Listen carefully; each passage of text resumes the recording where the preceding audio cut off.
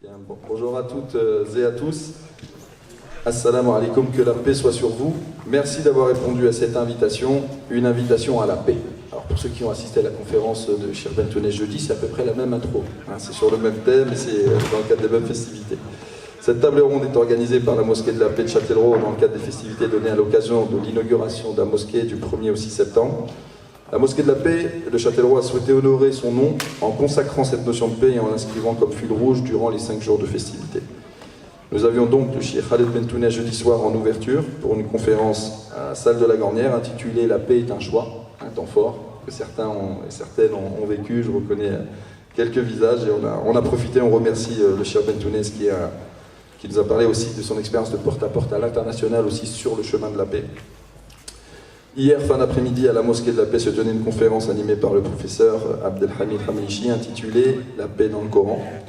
Et nous poursuivons aujourd'hui sur la voie de la paix avec cette conférence de la paix que nous allons vivre à présent ensemble. Ce temps vise à mettre en lumière des acteurs locaux et nationaux qui agissent pour la paix. Nous remercions infiniment celles et ceux qui ont accepté de participer à cette table ronde. Un plateau de très grande qualité, ça, au risque de les faire un petit peu rougir.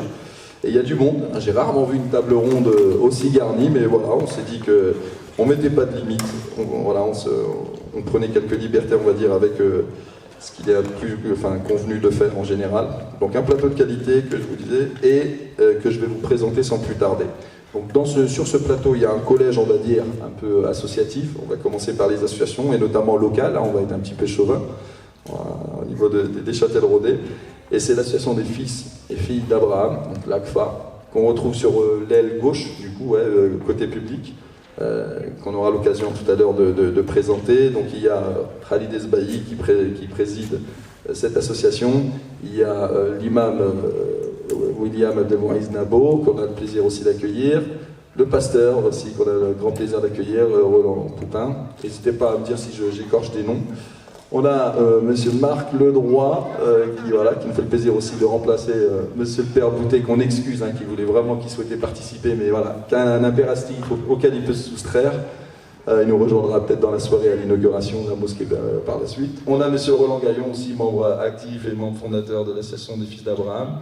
Et monsieur Jackie Joseph aussi, et qu'on aura l'occasion aussi, qui font partie des membres fondateurs. C'est vraiment un honneur d'avoir tout ce petit monde sur ce plateau. Donc, grosse délégation, je le disais, d'associations des fils d'Abraham. Si on reste à l'échelle locale, je remercie aussi Philippe Pinault qui nous a aussi fait le plaisir de participer. C'était important aussi pour nous d'avoir aussi un mouvement de la libre pensée, sans marqueur religieux. Donc c'était aussi important d'avoir ce versant-là, on va dire, de la paix.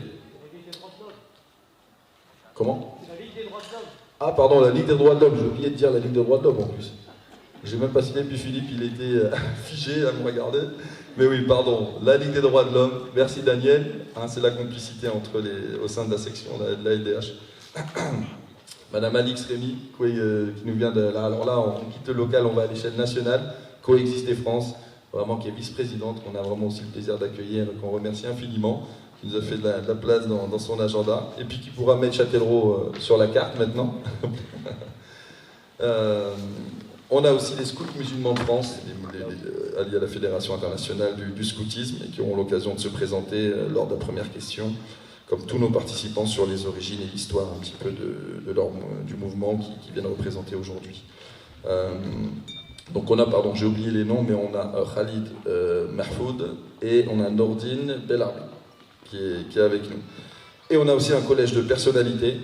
On est très content aussi d'accueillir des personnalités. Donc monsieur le député Nicolas Turquois, qu'on remercie d'être parmi nous, et monsieur Thomas Baudin, adjoint aussi à la mairie de Châtellerault. Un grand merci à vous deux d'être parmi nous. C'était important aussi d'avoir une représentation aussi des institutions, et vous serez appelés justement à réagir suite au témoignage sur la deuxième partie de la table ronde. Donc merci d'être avec nous. Et puis madame Bossino, donc il va falloir que je me tourne un petit peu comme ça, mais qui est une très très belle rencontre, et c'est une chance aussi de l'avoir parmi nous, qui est notre invité d'honneur, et la maman de Chloé, victime des attentats de 2015. Merci. Si, voilà. J'aimerais me joindre aux applaudissements, mais le cœur y est, mais si, voilà, moi sinon, parce qu'il faut l'encourager, parce que justement, je pense qu'elle ne représente pas, voilà, elle sous-estime le message de paix et qu'elle porte et qu'elle incarne aujourd'hui. Donc, sans plus tarder, on va commencer la table ronde, parce que c'est surtout nos acteurs qu'on va mettre en lumière. Moi, je vais m'effacer tout doucement. Et la première question serait vraiment justement de présenter justement au public, qu'on remercie d'être là aussi. Chacun présente un peu les origines, un peu de l'association, l'histoire un peu du mouvement, comment tout ça s'est créé. On peut commencer peut-être par le local, enfin l'échelle locale, et puis principe du table ronde, ça sera tournant. Alors Khalid pour les fils d'Abraham. Tout d'abord, que la paix soit sur vous. Shalom, salam, salut. L'association Châtelleraudais culturelle des fils d'Abraham, c'est une association qui fête cette année ses 25 ans, donc un quart de siècle. Et cette association qui a été la volonté des représentants des cultes pour développer, mettre en place le dialogue interreligieux et interculturel. Donc cette association qui a pour but de promouvoir les rencontres ainsi que les manifestations interculturelles et interreligieuses pour favoriser la bonne entente et la collaboration entre les différentes religions présentes dans le Châtelleraudais et ainsi faire œuvre de paix et de concorde en tous les citoyens. Cette collaboration doit se faire en respectant les cultures propres et les caractères spécifiques à chacune de ces religions. Je reviendrai plus tard pour aussi vous présenter un peu les différentes grandes actions qui ont été menées par cette association durant ces 25 ans. Mais avant toute chose, d'abord la fondation de notre association, qui est toute une histoire. Et pour ça, je ferai passer le micro à Joseph, qui est un peu un référent de la cérémonie locale. Joseph. Oui, bon après-midi à tous. Je suis M. Jacques Joseph, membre de la communauté catholique donc. Je suis président du Souvenir français et président du comité d'entente des anciens combattants de Châtellerault. Et c'est à ce titre-là, je suis toujours d'ailleurs encore président, c'est à ce titre-là que j'intervenais donc pour organiser avec la municipalité les différentes cérémonies de Châtellerault. Et alors avec la commission communale, bien sûr, la commission organisatrice, dirigée par un adjoint chargé des cérémonies, ainsi que des services municipaux et des différents présidents des associations.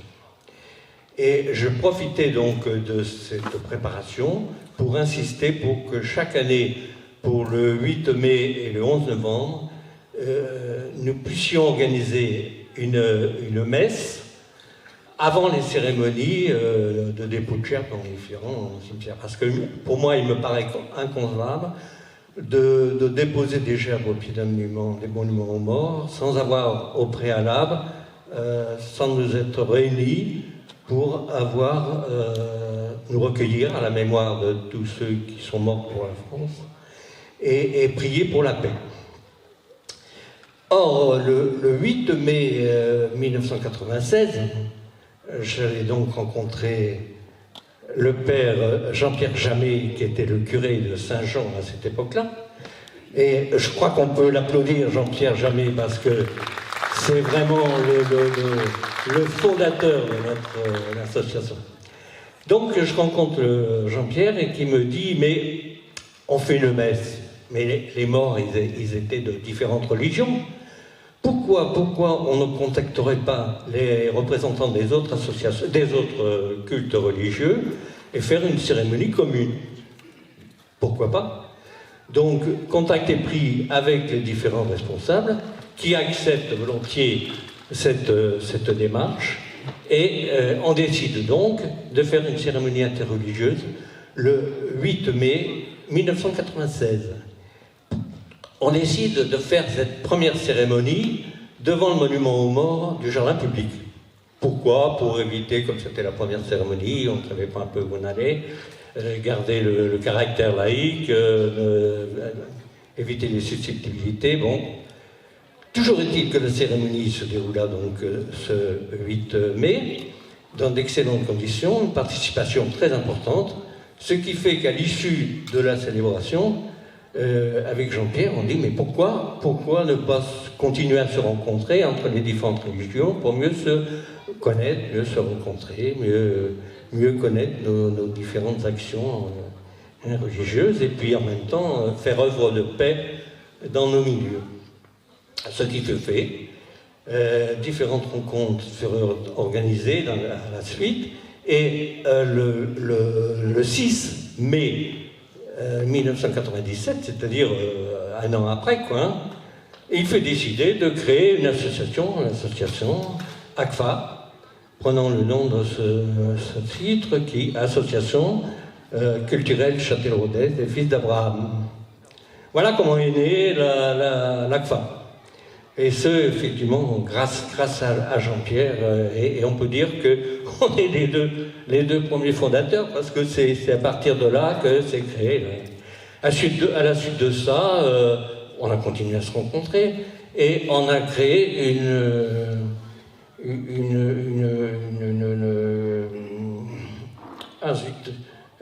excusez-moi. Enfin, peu importe. Une cérémonie d'art religieux qui a continué à sceller notre amitié. Donc. Alors cette amitié, comme on l'a dit tout à l'heure, elle date de 25 ans et perdure. Alors il faudrait quand même rappeler qu'à la création donc, de cette association, c'est M. Obadia, Joseph Obadia, qui était le doyen de cette première réunion, qui représentait la communauté des Juifs. Monsieur Jean-Pierre Jamet, le curé à cette époque-là, a représenté la communauté catho. Vincent, qui était le pasteur, représentait la communauté de l'Église réformée. Il fut remplacé très rapidement par Madame Dronne. Et bien sûr, le culte musulman était représenté par l'imam, qui était alors Monsieur Djeloul. Mohamed Djeloul, qui arrivait d'Algérie, qui ne parlait pas du tout français, et c'est Zoubir Moussouni, et qui servait d'interprète. Zoubir n'est pas là, je n'ai pas vu cet après-midi, mais je l'ai rencontré. On l'a aperçu, Zoubir Moussouni. Ouais, alors Zoubir, Zoubir c'est aussi un des pionniers, disons. Et puis très rapidement, Khaled Zbaïd est venu nous rejoindre et a apporté un grand renfort, parce que c'est lui qui, bien sûr, a été une cheville ouvrière importante, et en particulier de liaison entre les musulmans et les autres cultes. Voilà, donc j'arrêterai là. Je pense qu'on peut avoir une pensée pour tous ces gens qui ont œuvré pour la paix, qui étaient vraiment des artisans de paix, comme l'a demandé le conférencier de jeudi soir. Voilà, donc je termine sur ça et je vous remercie. Merci beaucoup, Jackie. C'était important d'avoir les illustres membres fondateurs de l'Association des Fils d'Abraham, parce qu'on parle du passé avec, bien sûr, le père Jamet aussi. Et vous verrez que sur la deuxième question, qui sont les activités qui sont développées actuellement, il y a eu un héritage et les jeunes générations se sont aussi emparées de cet enjeu du dialogue interreligieux. On va poursuivre sur les origines du coup des différentes associations de mouvements. On va prendre dans l'ordre les scouts musulmans de France. Alors je ne sais pas si c'est Nourdine ou Khalid qui va nous répondre sur ce premier volet. Nourdine. Je vais me permettre de prendre la parole et ensuite Khalid. Donc, bonjour à toutes et à tous, salam alaikum, et tout d'abord merci de nous avoir invités, c'est vraiment un honneur pour nous de participer à cet événement et toute cette semaine autour de la paix. Les scouts musulmans de France, en fait, vous connaissez plus ou moins le scoutisme, donc on est un mouvement de jeunesse et d'éducation populaire, et nous avons maintenant 31 ans. 31 ans. Et l'origine des scouts musulmans de France, c'était, pour vous rappeler un peu l'actualité, 1991, on était en pleine guerre du Golfe.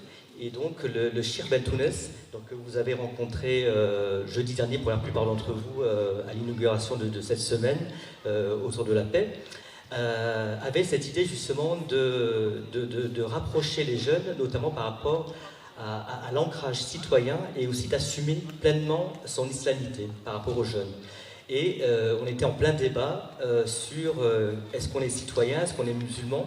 Et ces questions sont arrivées très très brutalement sur le terrain au niveau de la jeunesse. Et du coup, le Cheikh Bentounes a proposé justement d'ouvrir une association, donc loi 1901, et en étant accompagné par différents mouvements.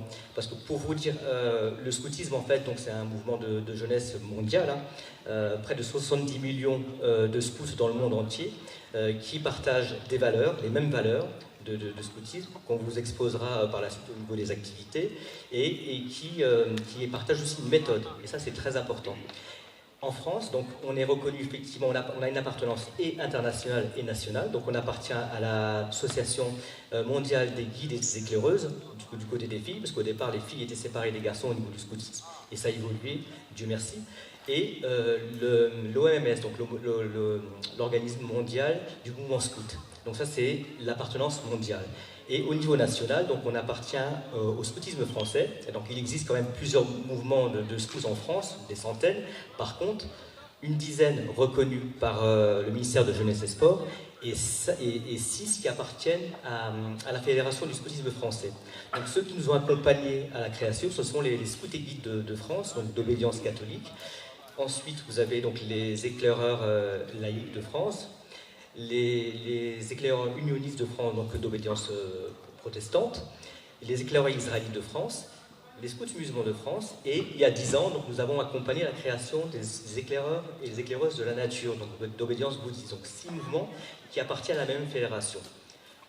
Donc voilà pour les scouts musulmans de France. Alors on est une association de loi 1901, on a 3 petits salariés au niveau national, mais beaucoup de bénévoles donc, qui sont très engagés, très activement sur tout le territoire national.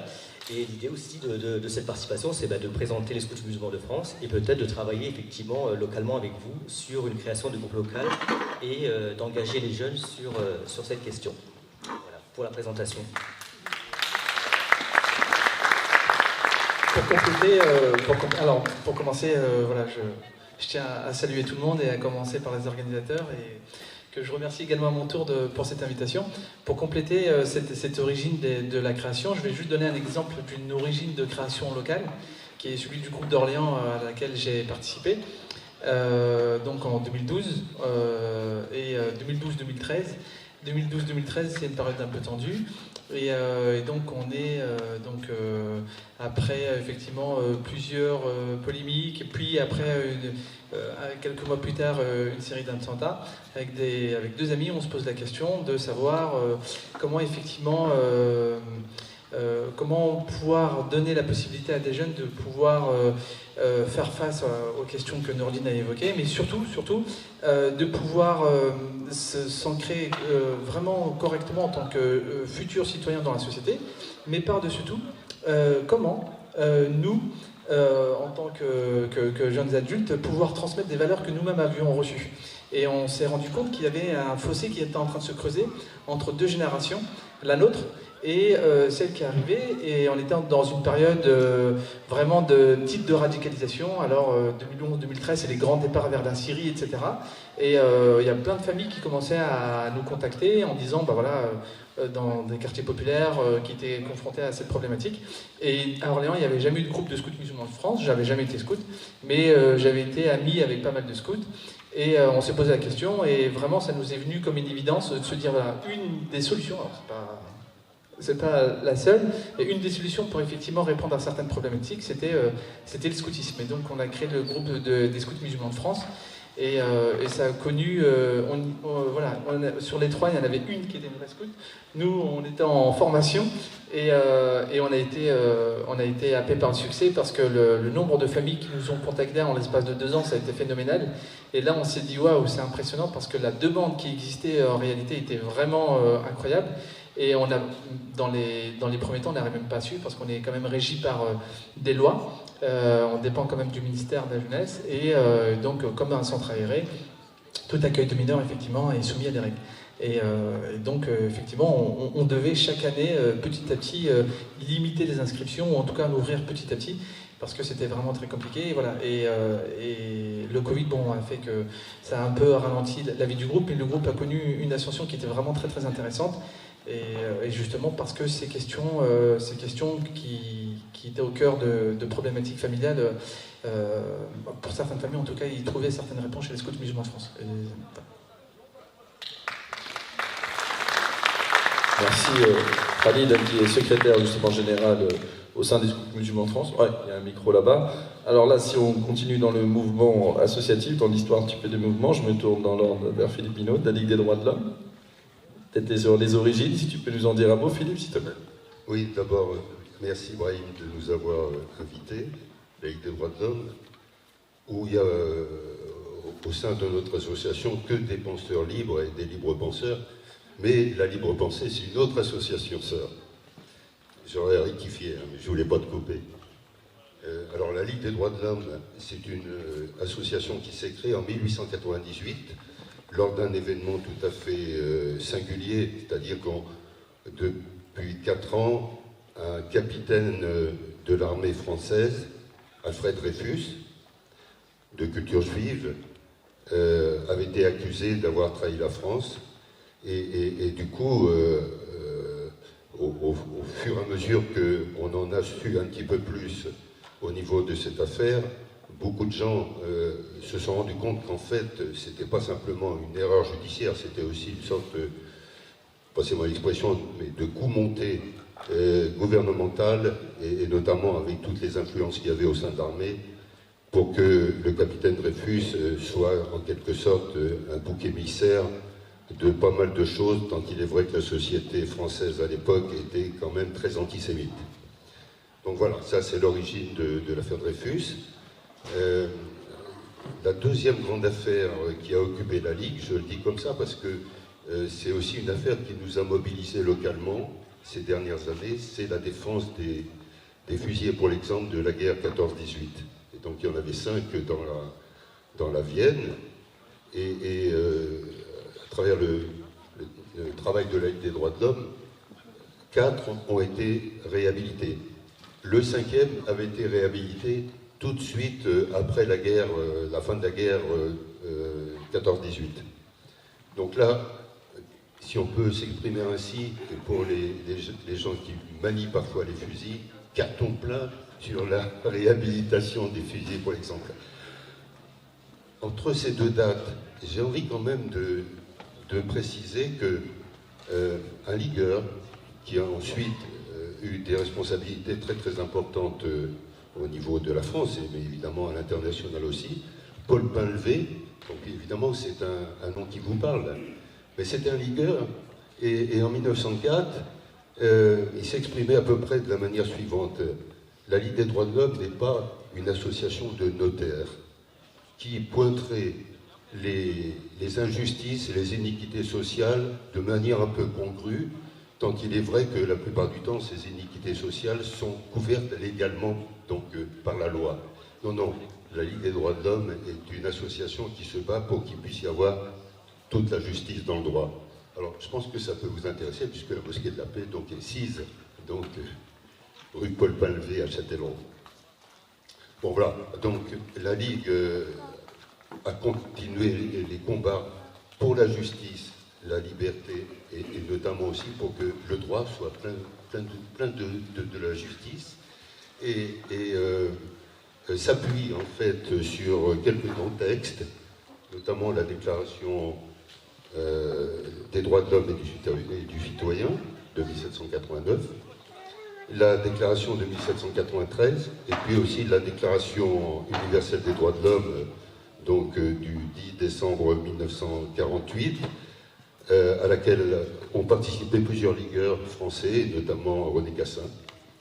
Et ensuite, la Ligue a collaboré aux instances de l'ONU pour qu'effectivement, par rapport à certains groupes de population, par rapport à certains peuples, bon, les groupes de population, les femmes, les enfants, puissent avoir la possibilité aussi de pouvoir se défendre d'une manière beaucoup plus particulière dans cet ensemble qui correspond finalement à la défense de droits indivisibles, universels et qui devraient être effectifs, mais qu'on considère quand même en droit comme inaliénables, c'est-à-dire les droits civils et politiques, économiques, sociaux, culturels, et depuis une vingtaine d'années environnementaux.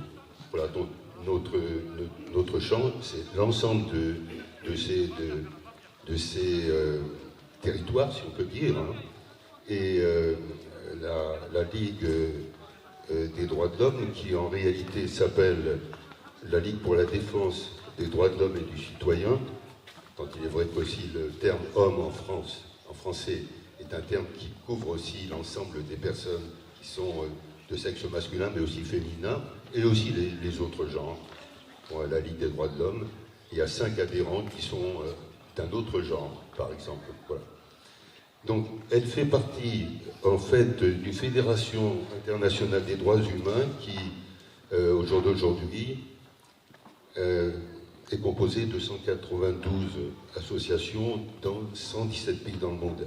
Je note parce qu'il y a 192 pays dans le monde, ça veut dire qu'il y en a à peu près 70 où il n'y a pas de défenseurs des droits de l'homme pour une raison simple, c'est que la plupart du temps, les défenseurs qui s'étaient levés pour la justice et les libertés sont soit emprisonnés, soit assassinés. C'est pas le cas des défenseurs en France, hein, mais c'est une situation quand même très singulière. Maintenant que nous avons toujours un regard très complet au niveau de la planète. Et alors, je parle de la FIDH aussi, tout simplement parce qu'elle a été créée en 1922 par la Ligue française, la Ligue allemande et la Ligue italienne. Et donc, on fête cette année les 100 ans de la Fédération internationale des droits humains, qui s'est appelée dans le premier temps Fédération internationale des ligues des droits de l'homme. Bon, vocabulaire change un petit peu.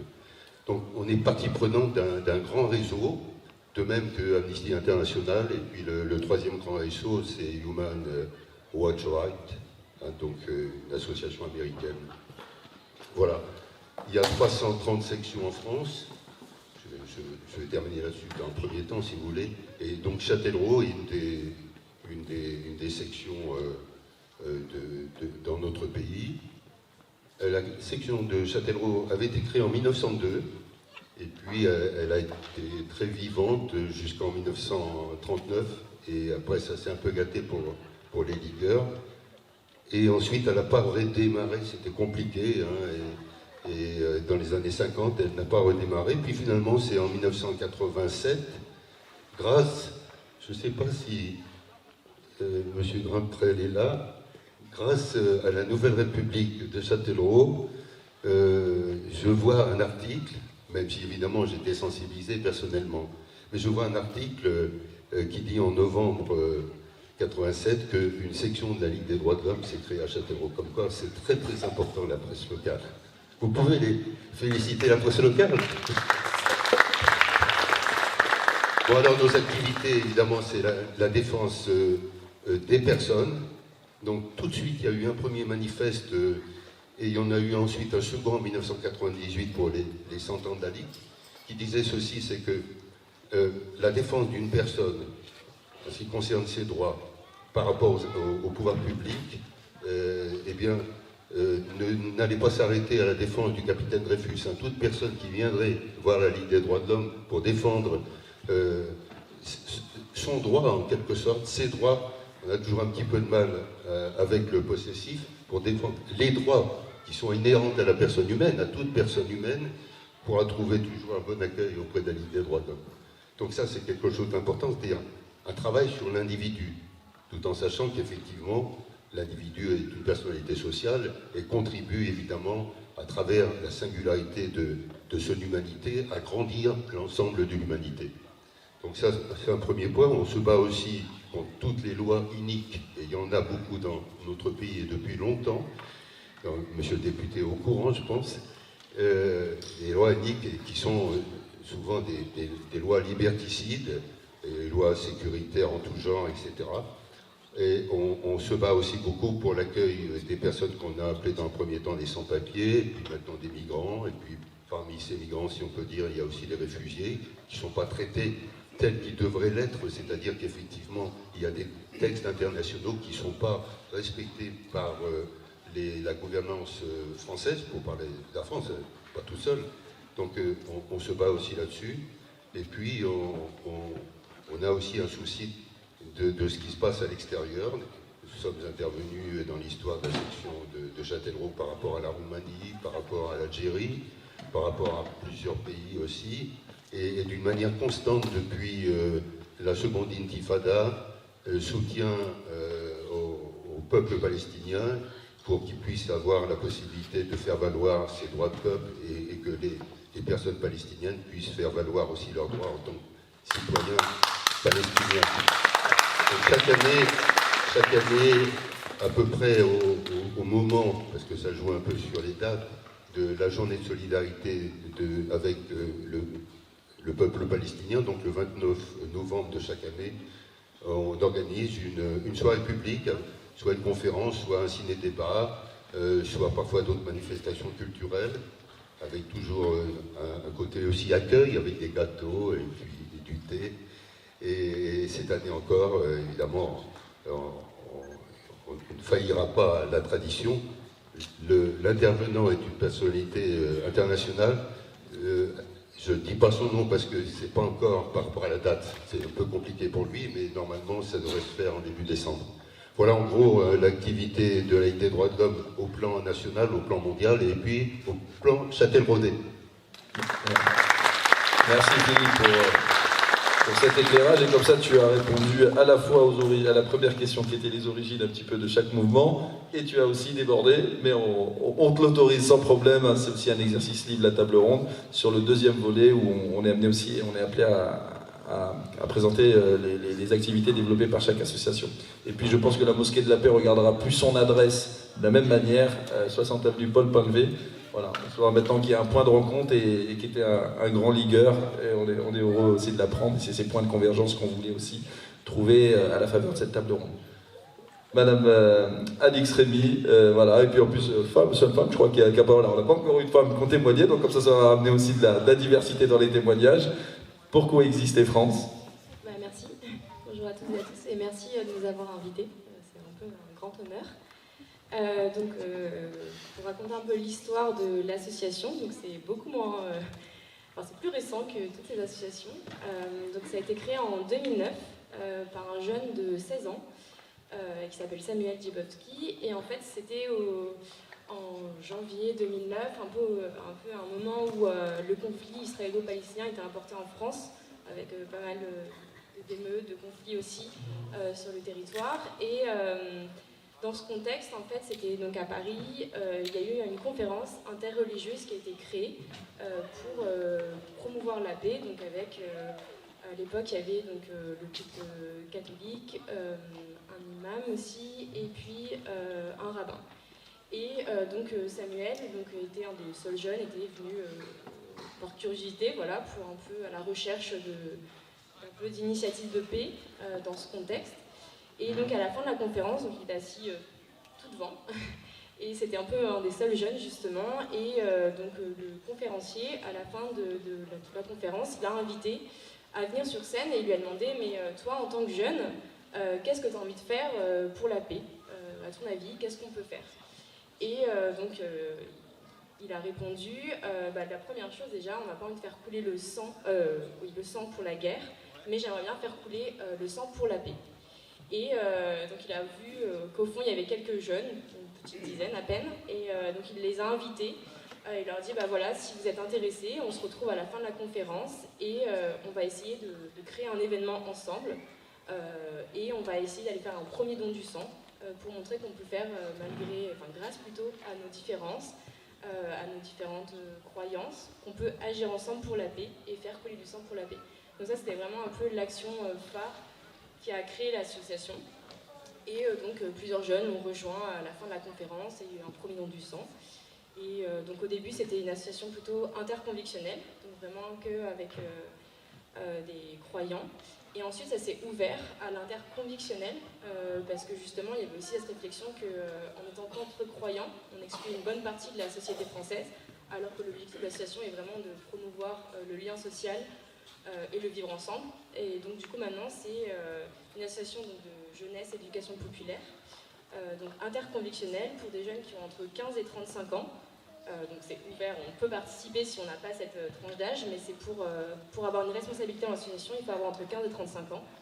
L'objectif, c'est aussi de pouvoir mettre en avant aussi la jeunesse, d'encourager la jeunesse donc, à avoir des responsabilités, à s'engager.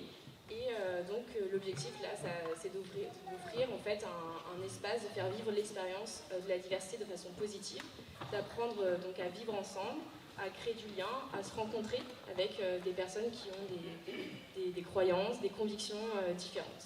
Voilà, puis je ferai un détail, je pense, après.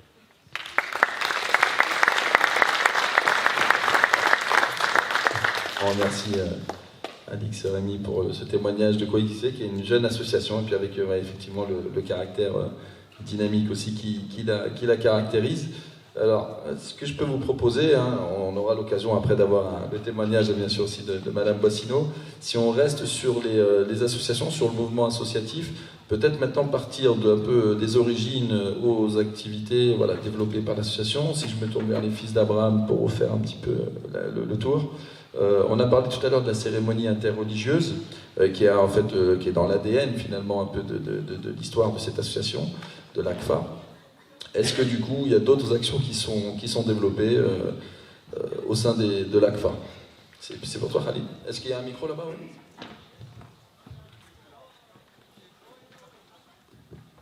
Donc, tout à fait. Pas mal d'actions qui ont été mises pour célébrer le dialogue interculturel et interreligieux. Et je parlerai sous le contrôle de l'un des cofondateurs, Jean-Pierre Jamet. Moi, je suis vraiment très heureux de sa présence. Ça fait un bail qu'on l'a pas vu, qui a insufflé pour moi cet état d'esprit de la rencontre et du dialogue. Et d'ailleurs, j'ai parlé de toi à l'arrivée de M. Bertolès, le cher qu'on a rencontré, si tu te rappelles, Jean-Pierre, à la première édition du dialogue interreligieux à Lille. C'était en 99, 22 ans, ça ne nous rajeunit pas. Hein. Donc, mais pour dire quand même, on peut dire l'un des... Parce que tellement je vois des signes divins autour de moi, et l'un des premiers signes divins que j'ai vu par rapport à cette association que j'ai intégrée en 97, juste après sa création, après l'invitation justement de Zoubir, qui était là, qui m'a dit, il faut vraiment que tu viennes nous rejoindre à l'association. Et effectivement, quand j'ai intégré cette association, la première conférence qui a été faite, c'était à la salle Clémenceau, donc à la mairie, et c'était Abraham, un chemin vers Dieu. Et cette conférence, c'était venu à un moment de bénédiction parce que je suis devenu papa d'un garçon, du premier garçon. C'était à la naissance, et ça a été annoncé par Père son âme, pasteur Pierre Vincent, qui était président, qui animait la conférence, et ça m'a inspiré, comme je suis toujours inspiré par ces signes divins, de proposer le thé à la menthe. Et je ne sais pas pourquoi j'avais proposé 3 théières, une petite, une moyenne et une grande. Et c'est Jean-Pierre qui avait vraiment compris un peu la signification, parce que c'était le même produit dedans, mais c'était 3 théières différentes pour représenter un peu les 3 religions monothéistes.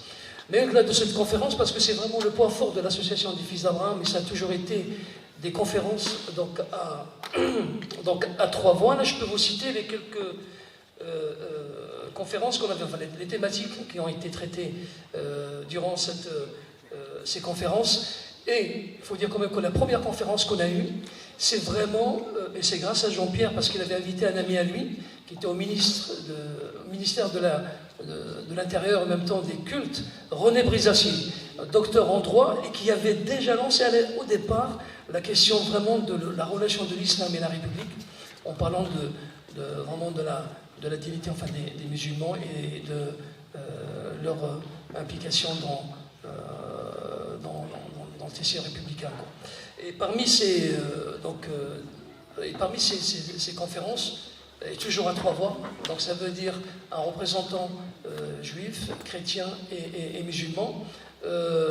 Comment chaque religion transmet-elle ses valeurs spirituelles aujourd'hui? C'est en 2022, 2023, séance interreligieuse des enfants d'Ozon à la Gornière, juifs, chrétiens, musulmans, que disent-ils de leurs livres? Visite par les enfants et leurs parents de la mosquée et du temple. On avait initié l'ouverture aussi en passant par l'accompagnement des enfants pour découvrir un peu les lieux de culte. Abraham, un héritage commun, l'interreligieux de nos jours dans nos cités. Et d'ailleurs, c'était avec l'intervention du cardinal Panafieux de Marseille, qui était originaire de Châtellerault, les prophètes de nos religions, sur la laïcité et la religion, centenaire de la loi 1905. On a fait une intervention au collège avec l'exposition que vous pouvez voir dans le hall. Et ça a été vraiment notre marque de fabrique pour les fils d'Abraham, parce qu'on s'est mis d'accord de mettre en avant la dimension de la fête dans nos religions monothéistes. Et d'ailleurs, ça a été bien exploité par les profs d'histoire, avec un café philo et tout ça, en présence de notre secrétaire Clarté, Brigitte Clarté-Durand et Gérard Fontaine. Et bon, plein de conférences. Et je finis par la dernière qui est en lien avec la conférence autour de la paix. C'était en 2019, juste avant le Covid. Mais nous, on en a profité parce qu'on en a fait un coup plein. Parce que c'était la célébration de la journée mondiale de la paix, qui est le 21 septembre. Et ça a été donc la thématique, c'était la rencontre Orient-Occident, un chemin vers la paix, par la culture. Et les 3 interventions des 3 religions, ça a été un peu dans ce sens. Et on estime vraiment relancer un peu cette célébration par rapport à cette journée mondiale. Et d'ailleurs, l'échange que j'ai eu avec Khaled Bentounes, qui a proposé la résolution d'une journée mondiale du vivre ensemble en paix. Et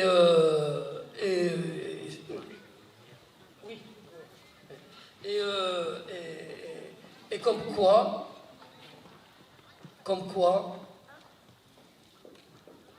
on va proposer Châtellerault comme ville, capitale de la paix. Il y a un concours des villes.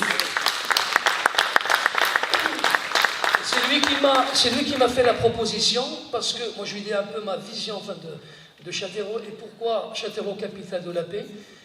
Et si vous voyez un peu l'histoire de Châtellerault, en commençant par la réconciliation entre protestants et catholiques à travers l'édit de Nantes, apparemment on s'est rendu compte quoi, ça a été la fin de cette édite a été écrite à Châtellerault. Châtellerault, qui est une ville, l'un des 3 sites qui fournissait des armes, je dirais, pour la Première, Deuxième Guerre mondiale. Et quand on voit la transformation de ce site, c'est beau. C'est très beau parce que maintenant il abrite l'un des plus beaux conservatoires de France. On enseigne le oud, c'est exceptionnel dans les conservatoires de musique. Le oud, c'est le luth oriental, avec un vrai projet vraiment d'une rive à l'autre. Et bien sûr, l'un des monuments un peu qui marque notre territoire, le Châtelleraudais, c'est le site de la rencontre à 7h32 entre tonton Charles et tonton Abdrahman. Bon, ce qu'on appelait le site de la bataille 732, qui représente un peu la rencontre entre Orient, Occident, en même temps entre les religions monothéistes, et qui marque un peu cette histoire de rencontre entre Orient et Occident. Et d'ailleurs, par rapport à ce site-là, on prévoit une marche bientôt qu'on appelle la marche de la paix, organisée en collaboration avec notre coach Marc. On salue Marc qui s'engage énormément dans la marche de la paix, très engagé, franchement. Elle se déroulera quand, la marche de la paix? La marche de la paix pour arriver après la marche de la lumière. Non, non, c'est pas la marche de la lumière, c'est la marche de la paix dans la continuité de cette conférence de la paix et de ce qu'on a entendu jeudi. Donc en tout cas, vous êtes tous invités, vous avez des petits papiers qui sont mis sur le stand là-bas. Donc c'est bien samedi 24 septembre, il fera beaucoup moins chaud que le 18 juin, nous avions prévu le 18 juin. Alors vous êtes tous invités, même Yvette que j'ai entendu tout à l'heure me dire, donc je rebondis, Yvette sur le stand me dit, pourquoi y a-t-il tant de religions qui s'opposent? Je déforme un peu Yvette, mais c'est ça. Et eh bien, c'est l'occasion, osons la rencontre, c'est ce qu'on vous propose, osons la rencontre, venez, ça sera simple. On écoutera le maire aussi de Vouneuil, qui a été à l'origine de ce site de Vouneuil.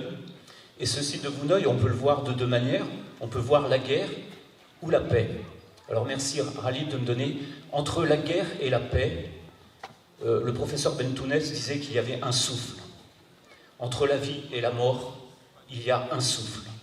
Entre la haine et la réconciliation, il y a un souffle. Nous sommes ici, Franck, pasteur, Dieu est un souffle. Le premier des souffles, c'est peut-être celui, quand on entend Isaïe parler d'un souffle, Dieu ne se répand pas dans la violence, Dieu ne se répand pas dans la force. Isaïe le reconnaît dans un souffle, le murmure d'une brise. Donc, je crois que venez nombreux, sur le site, on peut faire la guerre, mais on peut faire aussi la paix. Et cette réconciliation, cette rencontre, comme le dit très bien Khalid, très souvent, c'est le site de la rencontre. Reprenons l'histoire, parce que l'histoire, c'est aussi de l'opposition, c'est aussi des guerres. Alors, comme j'ai le micro, j'en profite. Chacun de nous, et je continue avec Yvette, qui est dans la salle, avec Hélène, que je salue. Je lui ai demandé de lire, juste sur notre stand, j'ai mis un petit poème. Je ne vais pas le dire, je ne vais pas le lire, vous pourrez le lire. Ce petit poème, c'est « En chacun de nous, il y a un loup mauvais. En chacun de nous, il y a un loup qui veut le bien. La seule question, vous viendrez ou vous ne viendrez pas, le 24, quel loup voulez-vous nourrir?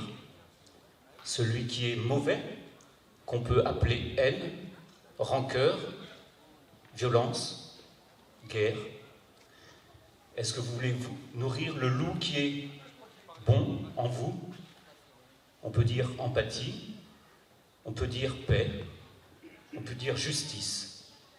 Ça nous renvoie à chacun de nous. Et le professeur Bentounès disait, à vous de décider. La paix, ça se décide. Donc, formons nos consciences. Merci Franck, merci Père Stéphane que je représente, merci Pasteur, merci à toutes les religions et aussi merci beaucoup Philippe, à tous ceux qui ont un cœur pour vouloir choisir plutôt de nourrir ce loup qui est bon que de nourrir ce loup qui est mauvais. Alors muselons peut-être en chacun de nous, en chacun d'eux et en moi-même, muselons ce loup qui est mauvais et donnons à manger, nourrissons ce loup qui est bon. Voilà. Merci à Marc. Notez-le bien dans vos agendas. Donc, la marche de la paix qui vous a été communiquée. Et vraiment, deux petits mots, parce qu'on aime bien marcher au Fils d'Abraham. Il y a la marche de la lumière aussi. Bien sûr, il y a la marche. Alors, juste en deux petits mots, parce que du coup, pour qu'on ait le temps aussi de faire le tour aussi d'horizon des activités des autres mouvements. Khalid, peut-être la marche de la lumière, qui est une action emblématique. La marche de la lumière, qui est notre marque de fabrique. Donc Jean-Pierre, il se rappelle très bien. Donc c'est une marche. On part d'un lieu de culte à un autre, et avec les lumières. Et pour qu'on puisse se rencontrer, échanger en même temps aussi, partager des textes autour de cette dimension de lumière qui est en nous et qui nous rassemble. Voilà, Donc, merci en tout cas au Fils d'Abraham, parce que vous avez pu voir entre les conférences, tout le listing de conférences que Khalid a listé, la marche pour la paix que Marc a évoquée, la marche à la lumière, toutes ces actions qui participent pleinement à la paix. Oui. Juste pour profiter, parce que Jean-Pierre il est là, et vu qu'il était cofondateur, c'est lui qui a initié en fait l'événement par le festival d'art interreligieux. C'était le premier festival d'art interreligieux qui était d'une qualité extrême, parce qu'il y avait le cinéma, il y avait un cinéma sur l'époque d'Andalousie, où il y a eu des petits soucis avec certains philosophes, surtout à Averroès, le destin, le Souchaïn, le conte, l'alimentation, l'exposition, la musique. Il y avait vraiment tous les arts, une exposition des objets d'art qui représentent un peu les religions. Et ça a été vraiment le premier grand événement qui a lancé un petit peu la dynamique des Fils d'Abraham. Merci en tout cas. Oui, pardon ?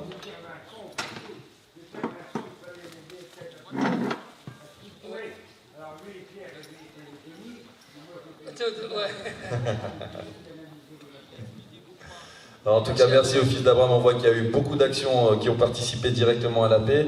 Merci. On reviendra peut-être au moment de conclure aussi vers les Fils d'Abraham. Scouts musulmans de France, comment du coup se déclinent les actions au quotidien? On a parlé tout à l'heure des origines du mouvement, un peu ce qui fonde l'action, le principe fondateur et directeur, et là, comment des actions sont menées au quotidien. Oui. Alors effectivement, quand on pense au scoutisme, on pense spontanément aux randonnées, aux explorations et aux camps d'été, donc en pleine nature. C'est effectivement la marque de fabrique du scoutisme, mais pas que.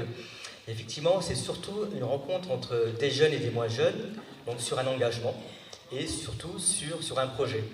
L'Association des scouts musulmans de France, elle se base sur un projet éducatif. En fait, toute la déclinaison se fait sur un projet éducatif qui se décline en 3 axes. Le vivre ensemble en paix, donc décliné depuis...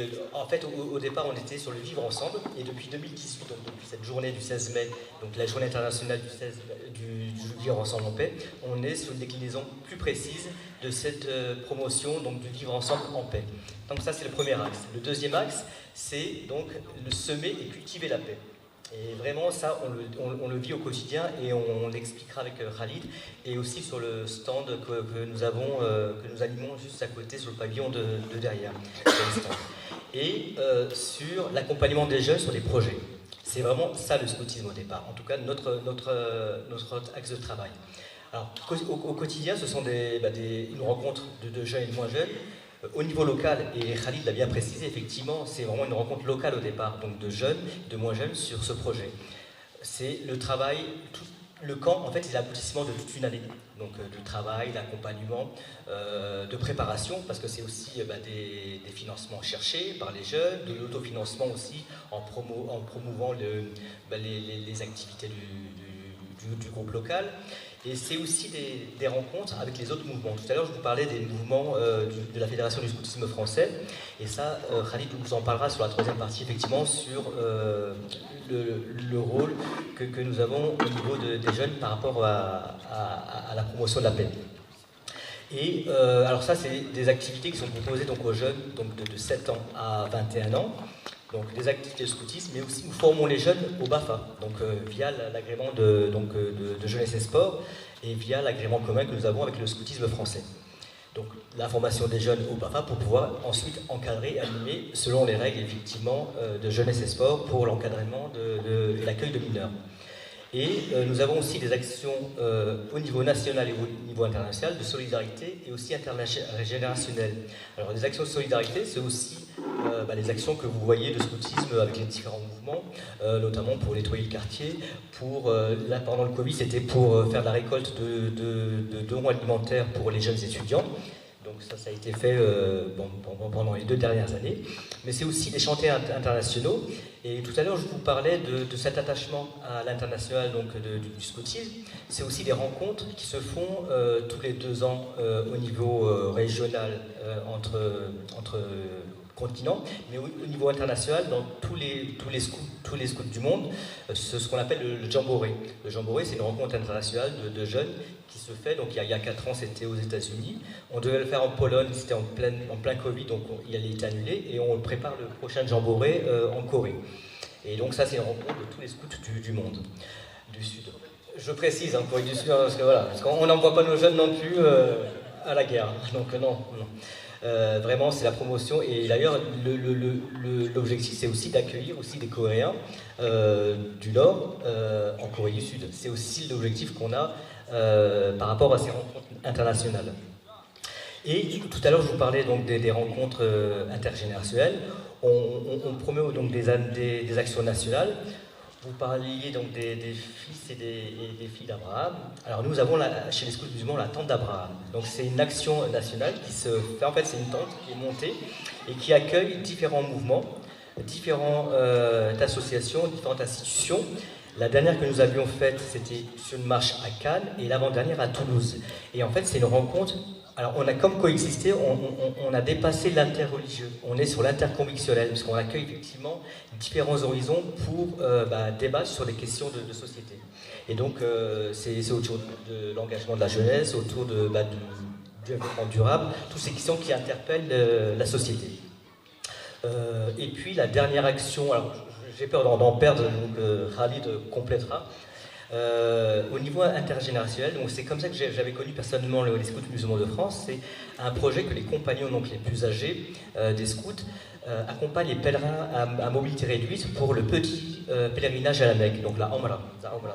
Et en fait, personnellement, moi, je voulais donner un sens à cette visite des lieux saints, et du coup, c'était comment accompagner en tant que scout ce projet. Et effectivement, l'association renouvelle cette action tous les 2-3 ans, parce que c'est quand même un travail de longue haleine en termes de recherche de financement, en termes aussi d'encadrement, parce que c'est quand même deux accompagnateurs pour chaque pèlerin, donc H24 sur l'accompagnement au quotidien. Et c'était aussi pour permettre à des pèlerins à mobilité réduite, soit par maladie ou soit par rapport à l'âge, de visiter ces lieux. Parce qu'en fait, ce pèlerinage est considéré en fait, comme mineur ou pas obligatoire. Et du coup, ces personnes qui ne peuvent pas y aller, en fait, ont ce souhait vraiment intime d'y aller. Et c'était justement cette rencontre que nous avions autour de ce projet, donc d'accompagner les pèlerins. Si tu veux peut-être compléter. Oui, très rapidement, peut-être voilà, quelques exemples très rapides de façon concrète. Alors, les visions internationales, et je vais m'appuyer sur ma casquette de responsable de groupe et d'animateur avant, mais la rencontre, c'est le moment déterminant dans la vie du scout parce qu'il est amené effectivement à vivre des rencontres, et c'est ça qui intéresse beaucoup de familles parce que les jeunes font énormément de rencontres, et notamment des rencontres d'autres mouvements scouts, et donc des personnes qui vivent autrement, et peut-être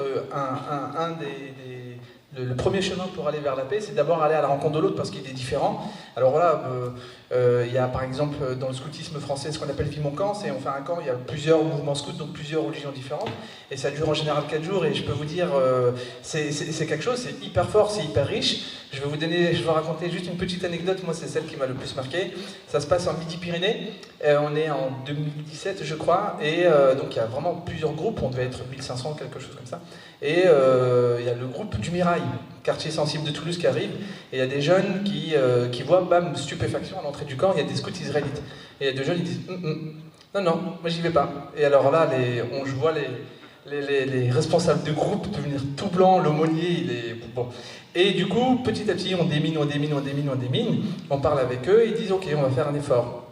Dernier jour, il faut ranger, etc. Enfin, dernier soir, on commence à tout préparer pour le lendemain, et on les cherche. Les deux jeunes qui ne voulaient absolument pas participer, effectivement, on les a retrouvés dans la tente de 2 jeunes filles israélites, et donc, du coup, ils avaient l'air de très bien s'entendre et de passer un bon moment. Mais en tout cas, à la fin, quand on fait le bilan, effectivement, toutes les idées reçues, tout ce qu'ils nous avaient dit, tout avait volé en éclats. 4 jours. Ça a pris 4 jours. Mais vraiment, là, voilà, de façon assez concrète, c'est tout ce qu'ils nous ont dit. Voilà, moi je veux pas y aller pour ça. Ça a pris 4 jours. À la fin des 4 jours, leur perception était différente. Et je prendrai un deuxième exemple. On est on est 2 ans après la fondation du groupe à Orléans. On organise un grand événement avec les Scouts et Guides de France, donc de tradition catholique. Et on est à un moment où on fête en même temps la célébration du Maoulid Nabawi, donc la naissance du prophète, et Noël. Ça arrive à 1 semaine d'intervalle. On décide d'organiser un grand événement avec un grand repas, etc. Et ça se passe super bien. Les jeunes sont ravis. Donc tatouage au nez, couscous, tout ce qui va avec, célébration, mais vraiment une journée hyper riche, construite par les jeunes. Et j'y reviendrai tout à l'heure dans la troisième partie en termes d'école de la vie, pourquoi ce mouvement est si riche. Et on est fin décembre et 2 semaines plus tard, il y a les attentats de Charlie Hebdo. Et donc on avait prévu, nous, une rencontre pour débriefer tout ça. Et la rencontre pour débriefer notre célébration, elle intervient 1 semaine après les attentats de Charlie Hebdo. Et là, il y a une maman qui me dit moi, je suis très fier de l'événement qu'on a organisé parce qu'il était réussi. Et je dis, ah bon? Elle me dit, le jour où il y a eu les attentats, j'allume la télé pour suivre les infos. Sa fille, qui avait seulement 9 ans, vient éteindre la télé et lui dit, maman, moi, j'ai passé une journée avec les musulmans. Je peux t'assurer que ça n'était pas, donc tu m'éteins ça tout de suite et on passe à autre chose. Voilà. Donc, moi, je considère que c'est réussi. Ça fait partie des choses qui m'ont marqué.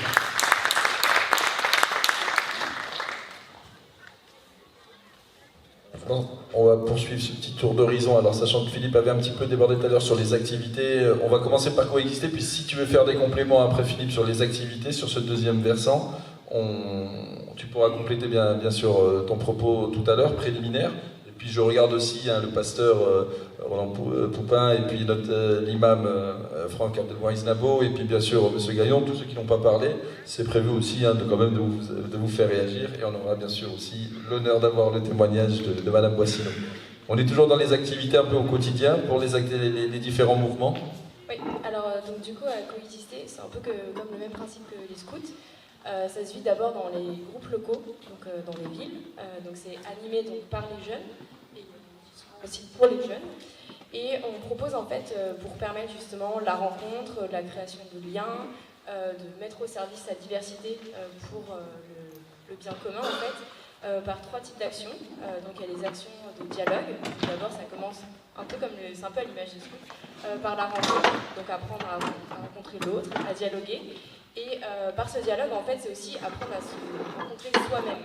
Parce que quand on est exposé souvent à la différence aussi, en fait ça nous renvoie aussi un peu comme un effet boomerang, aussi à se poser des questions sur soi-même et sur ses propres pratiques et ses propres points de vue. Donc à la fois on apprend à se découvrir soi-même et aussi à découvrir donc, les autres. Donc ça peut se manifester sous forme de café-débat, sur plein de thèmes. En fait c'est chaque groupe locaux qui choisissent des thèmes et qui organisent comme ça des débats pour échanger. Ça peut être des visites de lieux de culte aussi. Ça peut être aussi des ciné-débats ou simplement un repas ou à l'occasion d'une fête. Enfin, voilà. Tout prétexte en fait à se rencontrer, à échanger. Ensuite, le deuxième type d'action, parce que c'est bien aussi de se rencontrer, c'est bien de dialoguer, mais aussi ce qu'on essaye de promouvoir aussi, c'est que c'est bien aussi d'aller au-delà et de pouvoir agir ensemble. Et donc pour ça, ça se manifeste par des actions de solidarité. Donc généralement, c'est en partenariat avec des associations locales. Ça peut être des maraudes, ça peut être des collectes, ça peut être des ramassages de déchets. Enfin, en fait, c'est un peu les groupes locaux qui sont vraiment selon ce qu'ils ont envie et selon les partenariats qu'ils arrivent à tisser aussi au niveau local. Et donc vraiment, le but, c'est de montrer que grâce à nos différences, en fait, on peut agir ensemble et on peut agir au bien commun. Et ensuite, le troisième type d'action, c'est plus, on va dire, une autre étape, c'est vraiment du témoignage. Et donc, on va dans les collèges et les lycées et on fait des sensibilisations à ce que c'est justement le vivre ensemble, la déconstruction de préjugés.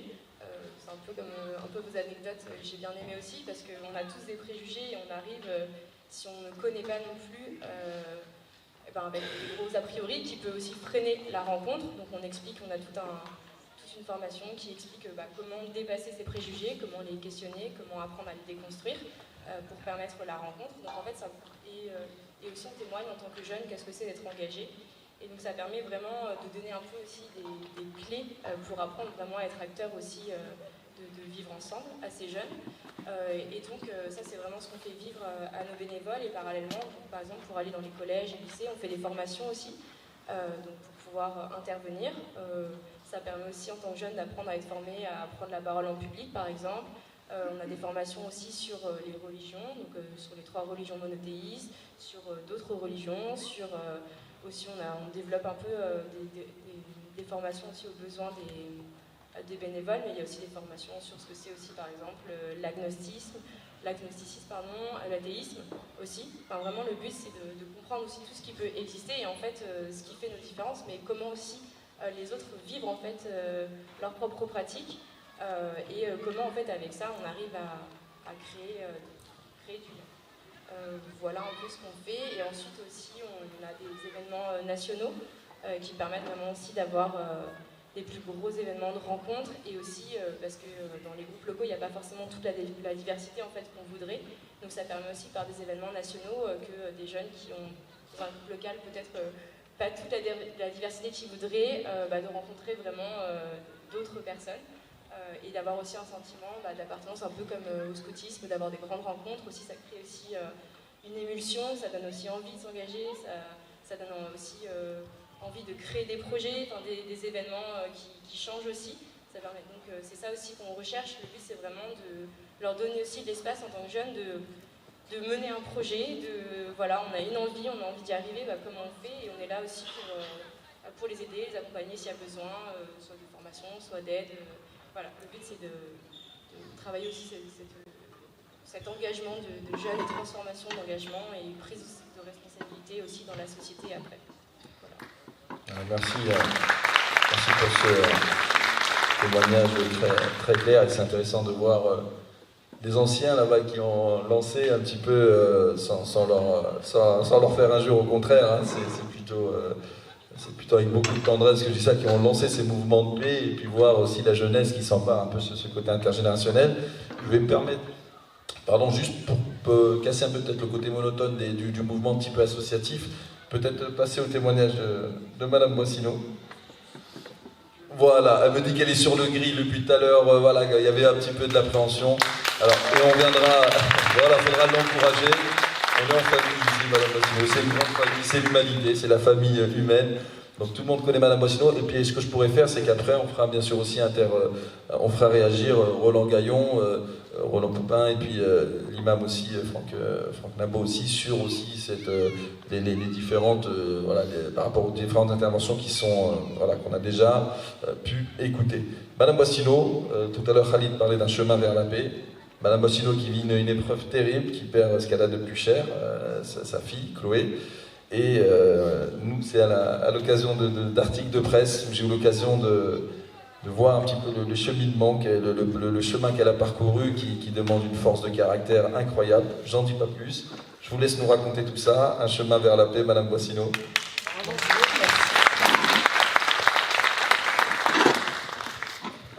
Je n'ai pas énormément de choses à vous dire, sauf ce qui m'est arrivé est arrivé à d'autres et ça fait 7 ans, presque 7 ans maintenant.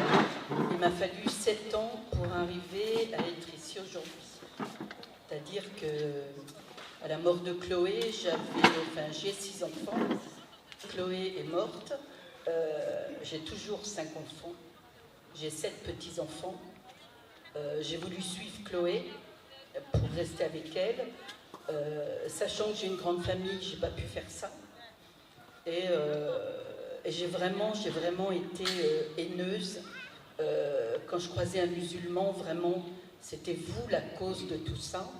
Et ça a bien duré 2-3 ans où ma haine a été alimentée comme ça en vous voyant vos femmes voilées, en voyant cette haine s'attisait, quoi.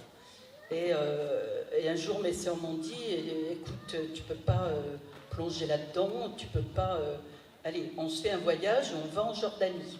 On voulait aller voir le site de Petra, et puis être pas loin d'Israël, enfin regarder un petit peu tout ça. Et on a visité Amman, et on a visité bien sûr la mosquée bleue. Et ce jour-là, on nous a fait enfiler des burqas pour rentrer dans cette mosquée, bien sûr. Et quand je suis rentrée dans la mosquée, elle est magnifique. Hein. C'est vraiment une mosquée avec de la faïence bleue. Elle est dehors et dedans, elle est magnifique. Et bon, moi j'ai dit à mes sœurs, écoutez, j'ai besoin de rester un petit peu là, parce que ce bleu, ça me reposait, le lieu me reposait, les tapis, enfin... Vraiment, je ne sais pas ce qui s'est passé, mais... Et là, je me suis dit, c'est pas possible qu'un peuple cruel comme vous pensez comme ça les musulmans, qu'un peuple cruel puisse construire de si belles choses pour prier. C'est pas possible, quoi. Il y a quelque chose qui va pas. Donc à la suite de ça, j'ai refait des voyages, toujours dans les pays musulmans, pour écouter le muezzin. J'aimais beaucoup les 5 prières par jour, j'écoutais ça. Je regardais les mosquées, à chaque fois je les trouvais magnifiques. J'avais besoin de discuter avec des musulmans qui me disaient « mais c'est pas nous ça, les terroristes c'est pas nous ».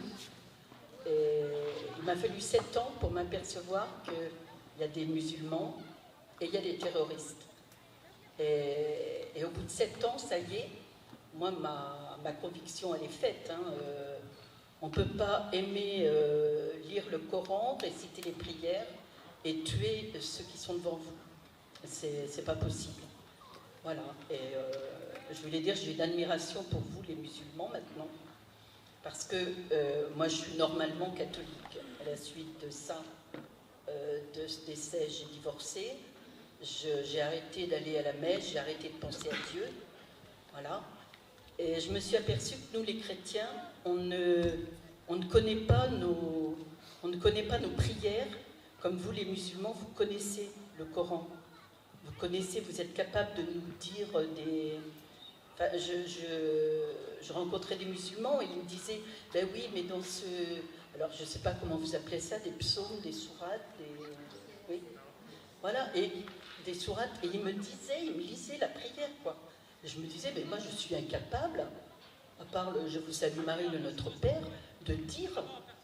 Et je vous admire pour ça, c'est que votre religion, vous la vivez à fond.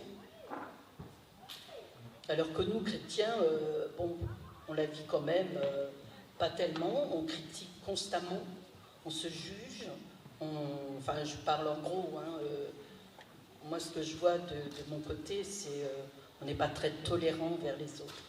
Et c'est pourquoi ma venue ici, c'est que j'aimerais qu'on arrive à apprendre à nos enfants.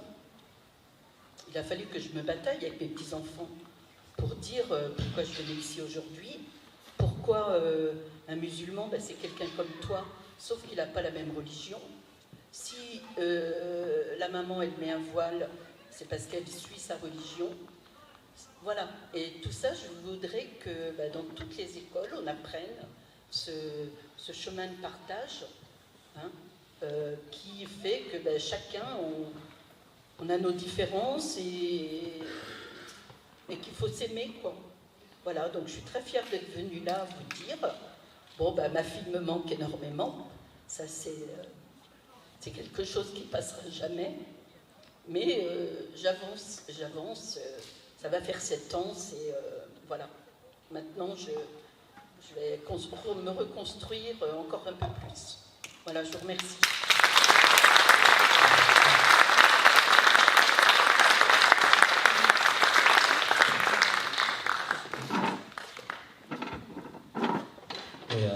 Témoignage forcément poignant quand le cœur parle, quand le cœur saigne. C'est un moment suspendu, où on pourrait écouter. Et de la même manière que vous faisiez cette différence, ce distinguo entre terroristes et musulmans, et qu'il a fallu du temps pour ça, nous on a la chance à Châtellerault de côtoyer beaucoup de très bons chrétiens qu'on a côtoyés au sein des fils d'Abraham et qu'effectivement on ne reconnaissait pas. Comme quoi, j'ai envie de dire, il y a du bon et du mauvais partout, dans tous les peuples, toutes les nations, dans toutes les religions. Et effectivement, l'important, l'essentiel, c'est qu'effectivement, la grandeur d'esprit en ressorte, jaillit un petit peu de tout part quand on le désire, parce que le Khalid le disait tout à l'heure, la paix est un choix ou une marque, je crois le disait, quand on décide de faire la paix. Ce qui peut être intéressant, je voulais quand même, on a beaucoup survolé les mouvements associatifs, peut-être entendre Roland qu'on n'a pas entendu, ou M. Roland Gaillon, alors c'est M. Poupin, c'est ça aussi, quel même prénom d'ailleurs, Roland. Roland, autant il y a des personnes qui me sont proches, familières, et puis d'autres un petit peu moins, j'espère pas écorcher les noms, et sinon il y a le tableau là-bas où je peux m'aider, mais Qu'est-ce que ça vous inspire, que ce soit les témoignages autour des fils d'Abraham, on a eu les témoignages des scouts musulmans, de Madame Bossino bien entendu, de la Ligue des droits de l'homme, et puis de coexister. Je réadapte un petit peu la table ronde parce que je pense pas qu'on aura le temps de faire le deuxième volet, mais ce serait intéressant d'entendre tout le monde. Donc, monsieur le pasteur, après on aura le plaisir d'entendre notre imam, Abdelmouïz, et puis Roland Gaillon peut-être aussi, qui pourra nous dire un petit mot. Merci Brahim, c'est bien Brahim, hein, le bien nommé. Hein. Association des fils et filles d'Abraham. Donc, en tout cas, merci de m'avoir permis d'être ici. J'amène une petite correction personnelle par rapport au vocable que j'ai entendu plusieurs fois, les religions monothéistes. Je préfère personnellement dire les cultes qui se réclament de la figure d'Abraham, parce qu'il y a d'autres monothéismes. Alors, on n'a pas besoin d'annexer finalement les monothéismes. Nous avons une caractéristique commune, c'est de nous réclamer de la figure d'Abraham comme enfant, fils et fille d'Abraham. Et donc j'ai dit culte aussi, je préfère ce mot au mot religion. Les cultes, en plus c'est le vocabulaire de la République. La République ne reconnaît, ne salarie, ne subventionne aucun culte. Nos différents cultes ont pour vocation, dans la cité, de pratiquer, de ménager une ouverture vers l'intériorité, vers la spiritualité où se fonde la paix. Intériorité, donc, qui est distincte de l'extériorité, qui est la vie de la cité. Je crois qu'en arabe, c'est batin et zahir, l'intériorité et l'extériorité. Je crois que c'est notre vocation, et là je vais citer une parole de Jésus dans l'évangile selon Jean, qui dit au moment où il va mourir violemment, et il annonce à ses disciples qu'il va leur arriver peut-être à plusieurs la même chose, je vous laisse ma paix, je vous donne la paix, et je ne vous donne pas comme le monde donne. C'est-à-dire qu'il parle d'une paix intérieure qui se fonde sur ce qu'il dit dans le même passage lorsqu'il renouvelle la lecture du commandement central de la Bible juive au livre du Lévitique. Tu aimeras ton prochain comme toi-même. Il renouvelle cette lecture, la fondant dans l'intériorité et dans la vie de ceux qui l'entourent, à savoir, aimez-vous les uns les autres comme je vous ai aimé. Qui est une reprise du commandement de la Bible juive, tu aimeras ton prochain comme toi-même, au livre du Lévitique, littéralement pour ton prochain comme toi-même, c'est-à-dire tu voudras pour ton prochain ce que tu voudrais pour toi-même, ce qui est l'application de l'autre commandement central, tu aimeras le Seigneur ton Dieu de tout ton cœur, de toute ton âme, de toute ton intelligence et de tous tes moyens. Avec question qui est posée par la première épître de Jean, comment peux-tu prétendre aimer Dieu que tu ne vois pas, si tu n'aimes pas ton prochain que tu vois? Autrement dit, c'est là, dans le comportement qu'on a, et qui fonde la paix intérieure, et qui se fonde sur la paix intérieure, notre attitude vis-à-vis du prochain, que nous regardons comme Dieu nous a regardé et l'a regardé. Dieu t'élève à une dignité infinie, il t'aime au-delà de toutes tes fautes, tes manquements, de tout ce que tu es. Et comment tu vas manifester ta reconnaissance? En te tournant vers ton prochain pour faire la même chose. Donc ça, c'est la paix intérieure. C'est, je crois, le cœur de la vocation de nos cultes. Ensuite, ça se déploie dans différents cercles d'extériorité. Le premier cercle, disons, ce sont nos rites. Et c'est ceux qui nous différencient et qui tendent à nous faire nous considérer comme des religions différentes. En fait, nous avons des lectures différentes, des interprétations différentes, des rites différents autour du même cœur, qui est « aimez-vous les uns les autres comme je vous ai aimé », quel que soit votre culte, votre tradition, votre origine, votre provenance, vous avez été doté par Dieu d'une dignité infinie que vous avez à tourner vers autrui. Et cela se traduit par différents rites. Et ça se voit. Et c'est ce qui semble nous différencier. Ça, c'est le premier cercle d'extériorité. avec un risque, c'est l'embrigadement de ce qui se voit de nos cultes dans ce qui va devenir des conflits. Et Khalid a évoqué 1598, donc l'édit de Nantes. L'édit de Nantes, les protestants en sont ravis, dans un sens, mais hélas, ça s'est fait à Châtellerault, c'est une bonne nouvelle, avant d'être définitivement signé à Nantes. Mais l'édit de Nantes, c'est le constat d'un échec. Catherine de Médicis, que personnellement je disculpe totalement de la Saint-Barthélemy. C'est pas du tout elle qui en est responsable, contrairement à ce qu'on entend dire trop souvent. On est dans un embrigadement de conflits internationaux qui ont débouché sur ceux qui ressemblent à un Rwanda de l'époque. Et comme son projet de créer une église unie, catholique et protestante à la fois, a échoué, son fils Henri III a été assassiné parce qu'il est trop proche des protestants. L'édit de Nantes, de son successeur Henri IV, c'est une espèce de pis-aller. On va essayer d'instaurer une paix. Alors Châtellerault, effectivement, en pointe. Je vous conseille à ce sujet le livre de mon ami Roland Gaillon sur l'histoire de Châtellerault et d'une famille protestante à Châtellerault, histoire romancée à travers le temps, mais c'est très enrichissant. Alors bref, que se passe-t-il? On est en Europe.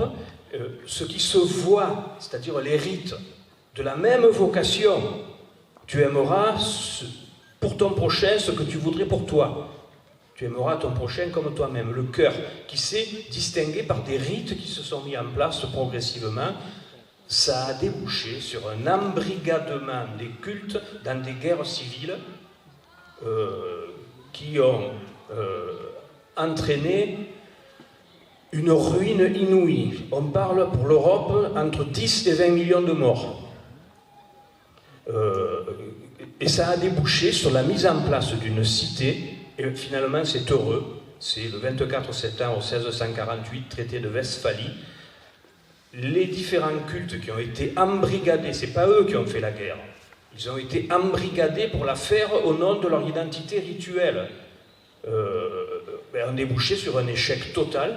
Et donc, cet échec s'est vu substituer la cité moderne. On ne bâtit plus la cité sur les rites religieux. 24 septembre 1648. Mais si vous réfléchissez à ça, vous pouvez l'étendre aussi à la question de la bataille de Poitiers. Pour moi, ce n'est pas une bataille religieuse, mais pas du tout. Est-ce que quelqu'un d'entre vous a entendu parler d'Abou Labas ?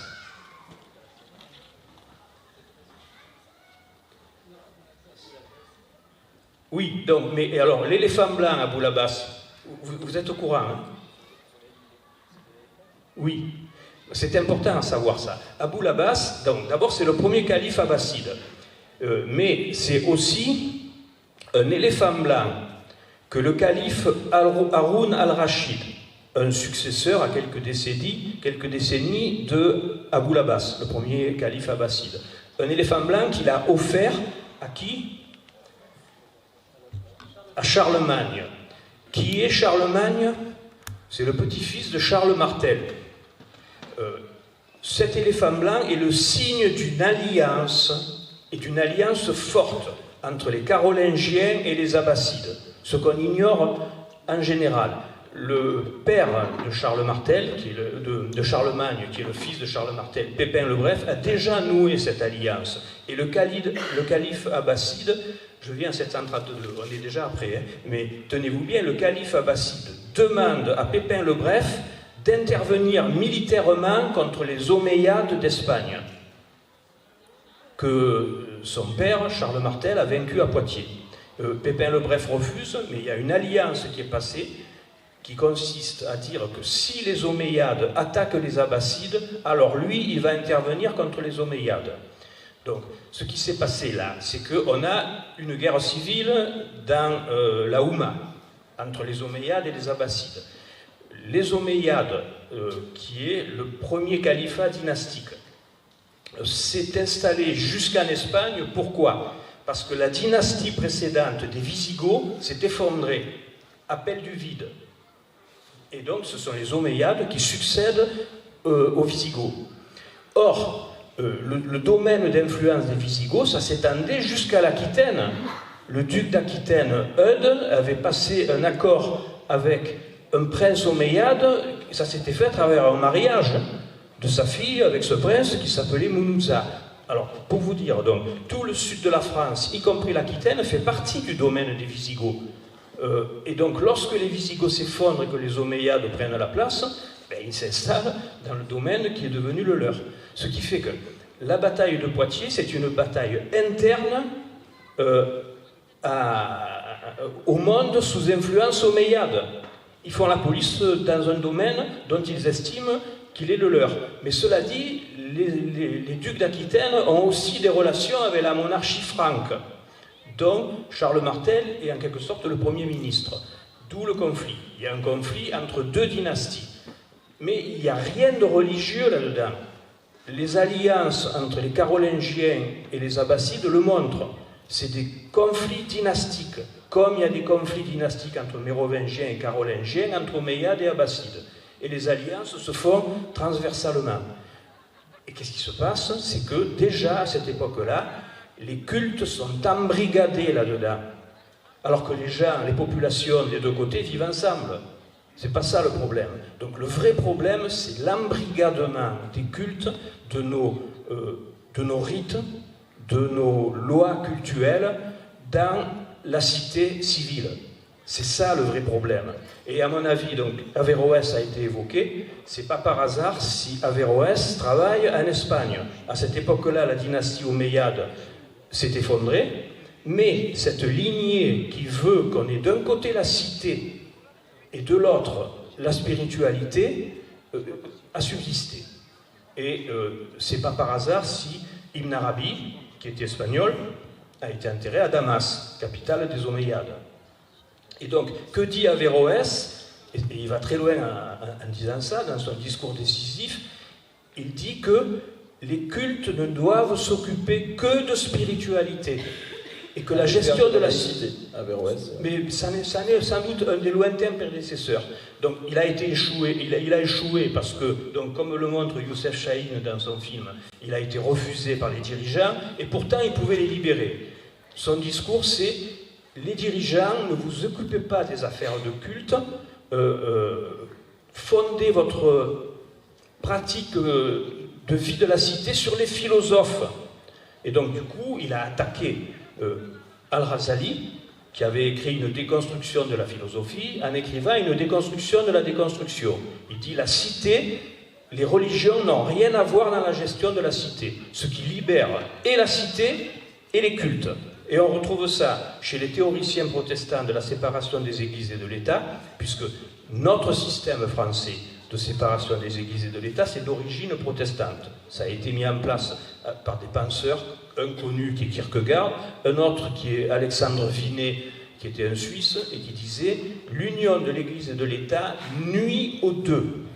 Donc ce qui fait que, il me semble que si on a compris que le cœur de nos cultes, c'est dans l'intériorité, tu aimeras ton prochain comme toi-même, aimez-vous les uns les autres comme je vous ai aimé, ça c'est le cœur, et que tout ce qui se produit extérieurement peut déboucher jusqu'à l'embrigadement des cultes dans des guerres.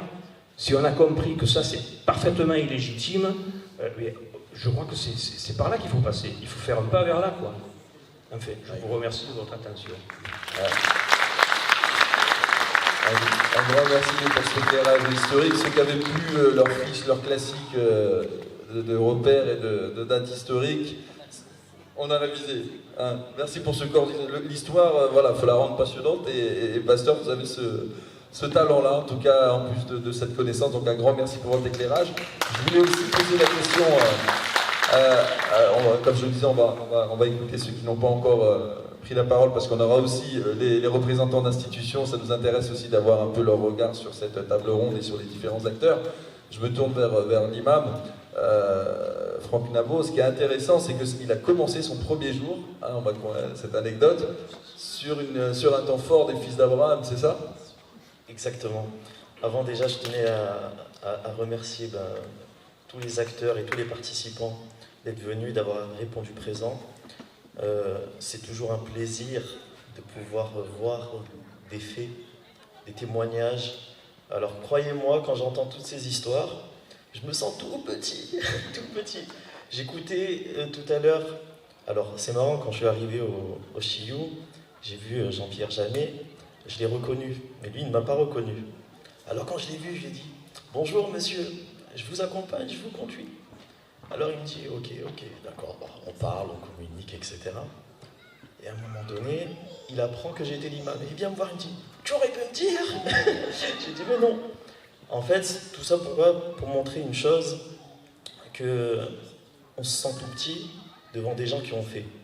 Quand Khalid a mentionné qu'il y avait le premier débat interreligieux le 6 mai 97, c'était le jour de mes 10 ans. Alors à 10 ans, croyez-moi, mon premier souci c'était de faire péter des pétards avec une loupe, à travers le soleil. C'était mon souhait. Alors c'était une mission je me rappelle, on avait mis plus de 45 minutes à allumer la mèche qui n'a même pas pris jusqu'au bout. Et mon autre souci c'était de pouvoir passer d'un arbre à un autre sans tomber. Et sans que les branches... Sauf qu'il se trouve que la branche a craqué et je me suis fait une triple entorse à la cheville droite. Tout ça pour montrer que à l'époque où des personnalités, des personnes agissaient déjà dans un but collectif, dans un souci collectif et pour la paix, eh bien à cette période-là, moi j'étais tout petit, mais mon premier souci n'était peut-être pas celui-ci, mais je suis content de participer justement avec tous ces acteurs aujourd'hui et me dire que nous aussi, à notre niveau, à notre échelle, eh bien, on peut essayer de contribuer à quelque chose. Tous ceux qui sont présents et qui contribuent à la paix sont tous passés par des souffrances, sont tous passés par des choses qui les ont blessés, par de l'incompréhension, par des incohérences, par du flou, par un sentiment de culpabilité, de rage parfois, de haine. Mais ce qui a soigné tout le monde, c'est l'action. Toutes les actions qui ont été faites dans le réel ont réellement porté leurs fruits. Et ont porté leurs fruits sur nos personnalités, sur nos âmes et sur ce qu'on fait aujourd'hui justement. Et quand j'entends le témoignage de Madame Boissino, alors j'écris un petit texte qui lui est dédicacé, on va dire. J'écris que la paix a besoin d'être sensée. Et un être sensé est un être dont les sens sont éveillés. Et pour être éveillé, il faut être éveillé. Donc, Madame Boissino, quand je vous ai entendu, j'ai pensé à ça, ces paroles me sont venues à l'esprit. Et justement, je vois que des êtres qui portent en eux l'être et en même temps qui sont éveillés. Et je n'ai pas besoin de témoigner plus que cela.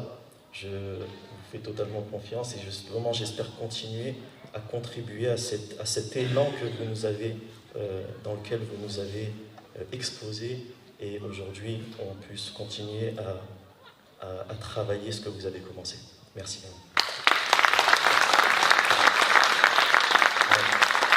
Merci Shaiman pour ce témoignage aussi dans l'intimité. Et je vous disais, c'est comme Obélix qui est tombé dans la marmite. L'imam de la mosquée de la paix est arrivé son premier jour de travail sur un jour de la marche à la lumière. Monsieur le député, vous étiez là. Donc je pense que ça l'a mis un petit peu dans le bain tout de suite et sur cet enjeu. C'est vrai, excuse-moi Brahim, tu m'avais posé la question, je n'y ai pas répondu au final. Oui, c'est vrai, on est arrivé ce premier jour, c'était symbolique justement. Une symbolique pour montrer que des choses ont déjà été faites. Alors il m'avait expliqué déjà plus ou moins le processus, comment ça s'est passé, et comment ils en sont arrivés à cela aujourd'hui. Et bien aujourd'hui, le premier jour, alors le père Stéphane Boutet, qui justement n'est pas présent parmi nous, je me souviens de son prêche, il avait dit, c'est quand même paradoxal que l'imam commence à l'église. Voilà. Juste, on va essayer de passer la parole quand même à Roland Gaillon, et puis pour le peu de temps qui nous restera, on essaiera, voilà, s'il y a une ou deux personnes qui veulent intervenir, avant les institutions, et je ne sais pas si on aura le temps aussi de faire réagir la salle, si peut-être que des questions brûlent les lèvres, mais Roland aussi, qui est un des grands artisans de la paix aussi au sein des Fils d'Abraham, qui a aussi publié, c'est ce que tout à l'heure le pasteur Roland Poupin a évoqué. Qu'est-ce que ça vous évoque, tout ça, ce témoignage? S'il n'y a pas de micro, je passe. D'abord, je voudrais remercier le pasteur Roland Poupin parce que je ne savais pas que j'avais un agent littéraire dans la salle. je me sens tout petit parce que quand j'entends son discours, et c'est pas la première fois sur le plan historique, moi qui ne suis pas historien du tout et qui ai commis un livre qui n'est pas un roman mais qui est vraiment historique sur les protestants pendant les guerres de religion à Châtellerault, je suis tout à fait loin de l'érudition qu'il a. Ceci dit, je vais revenir sur 2 témoignages aussi. Le premier, je vais prendre tout de suite celui de l'imam qui nous a dit littéralement, ceux qui sont artisans de la paix sont des gens qui ont souffert. Le témoignage de Madame Boissineau, elle a découvert qu'il y avait des musulmans et des terroristes, et que ce n'est pas la même chose. Alors, je vais me permettre de faire un détour par un témoignage de ma vie. Je suis juif, membre du peuple juif, et je suis catholique. Qui m'a appris que j'étais juif? Eh bien, je vais être paradoxal et provocateur, ce sont les nazis et les collaborateurs. Car je suis d'une famille où les 2 côtés de la famille étaient des juifs athées, ou au minimum agnostiques, et qu'à partir de 1942, quand on a commencé à nous poursuivre sérieusement, et que moi, petit enfant de 4 ans et demi, j'ai appris que j'étais juif, ce que je ne savais pas, que j'ai dû changer de nom, avoir des faux papiers, m'enfuir de Paris, tout seul en train avec mon frère qui avait tout de suite 6 ans et demi, alors moi 4 ans et demi, dans un train de nuit, j'ai appris quelque chose. Bon, il y a eu la guerre, je l'ai passé, il y a eu le retour de guerre, et petit à petit, j'ai appris que 72 personnes de ma famille étaient mortes à Auschwitz, dont mes parents. Ça forme un certain caractère, mais en même temps, effectivement, ça amène à la paix, car j'ai vécu dans la haine pendant bien des années, la haine des Allemands, et petit à petit, par un travail, j'ai transformé cette haine des Allemands en une haine des totalitarismes, quels qu'ils soient, que ce soit le totalitarisme nazi, que ce soit le totalitarisme soviétique, que ce soit d'autres terrorismes, ou totalitarisme, excusez-moi, dans le monde entier, en particulier en Amérique latine, ça m'a permis d'accepter assez facilement que ma fille vienne me voir un jour en me disant « je vais vivre en Allemagne avec un Allemand » qu'elle a épousé, puis j'ai maintenant 4 petits-enfants franco-allemands. Pardon, 6. Il y en a une qui est morte. 6 petits-enfants franco-allemands et j'ai seulement 4 enfants, petits-enfants franco-français.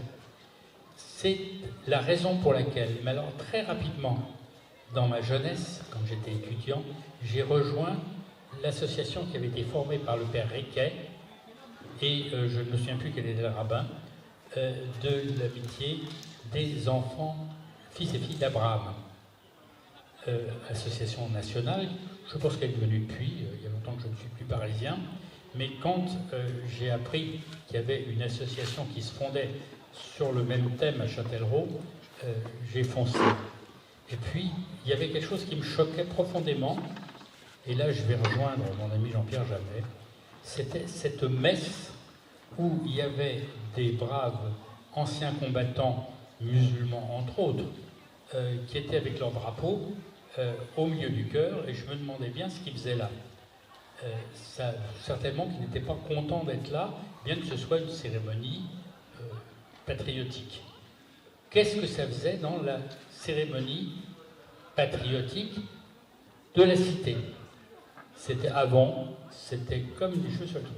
J'ai réagi récemment, moins violemment et avec moins de raison, dans le même problème de la laïcité à l'intérieur de l'ACFA.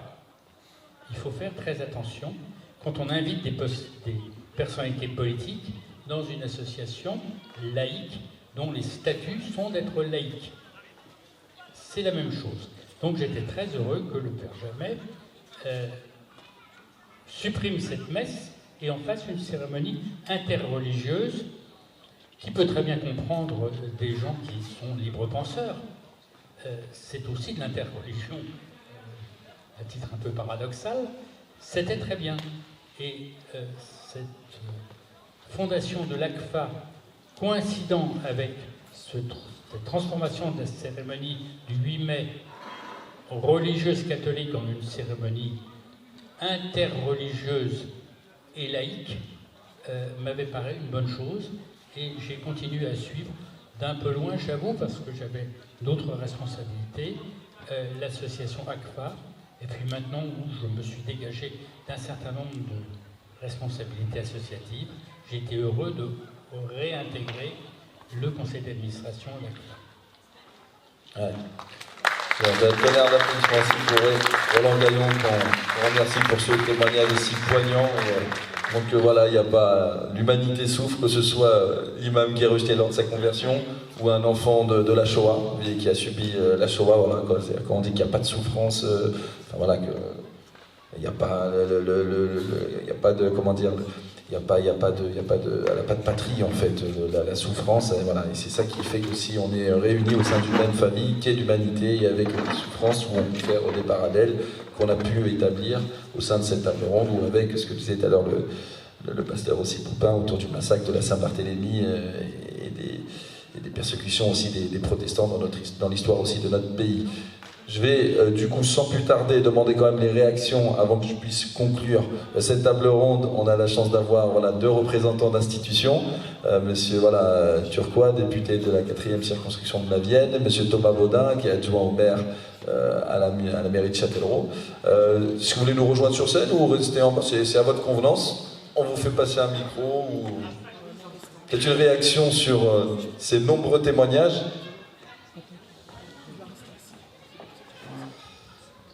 Et ben pour tous ceux que je n'ai pas salués, bonjour à toutes et à tous. Alors certes, je suis invité entre guillemets en tant qu'adjoint, mais je rejoins complètement les derniers propos. Je vais enlever ma casquette de politique et surtout prendre celle d'habitant de Châtellerault. Je pense qu'on peut être très fier en tant qu'habitant, très fier de la mosquée, très fier de cette journée. Brahim pour en témoigner.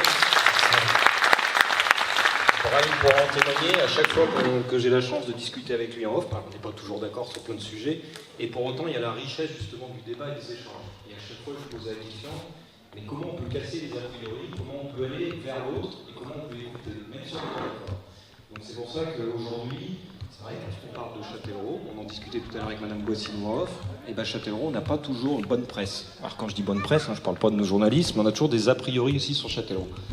Et pourtant, quelle richesse au niveau de l'histoire, on le voit. Alors, je n'ai pas noté toutes les dates, j'ai noté 96, 97, et les anecdotes sont parlantes et sont passionnantes. Et en fait, là aussi, je rejoins l'imam, je rejoins vous, monsieur, tout à l'heure, que vous avez dit, je me sens tout petit aujourd'hui, parce que finalement, on ne fait pas grand-chose, et on a la chance d'avoir vos témoignages, et je pense qu'il faudra construire avec le temps, s'appuyer sur votre histoire respective, et s'assurer surtout que cette parole que vous avez, avec des regards des fois, parfois différents, comment on peut vous accompagner, comment on peut aller vers les gens, tout simplement pour déconstruire leurs a priori. Est-ce que ce sera par le biais du sport? Est-ce que ce sera par le milieu associatif? Est-ce que ce sera par le dialogue?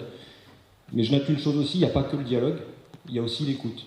C'est vrai que là aussi, les politiques, généralement, on fait des beaux discours sur plein de choses et on ne prend pas le temps en fait d'écouter. Et cette journée aujourd'hui, là, je tiens vraiment à vous remercier, elle est passionnante, Madame Boissinou, là, je suis... Ah si, c'est très touchant, donc merci pour ce témoignage. Et merci à toutes et à tous pour votre engagement et cette continuité que vous avez. Et on verra comment vous pourrez passer le relais peut-être sur la jeune génération qui va arriver derrière. Donc je ne veux surtout pas parler parce que je pense qu'il y a beaucoup de questions dans la salle, c'est vraiment passionnant. Merci à vous tous.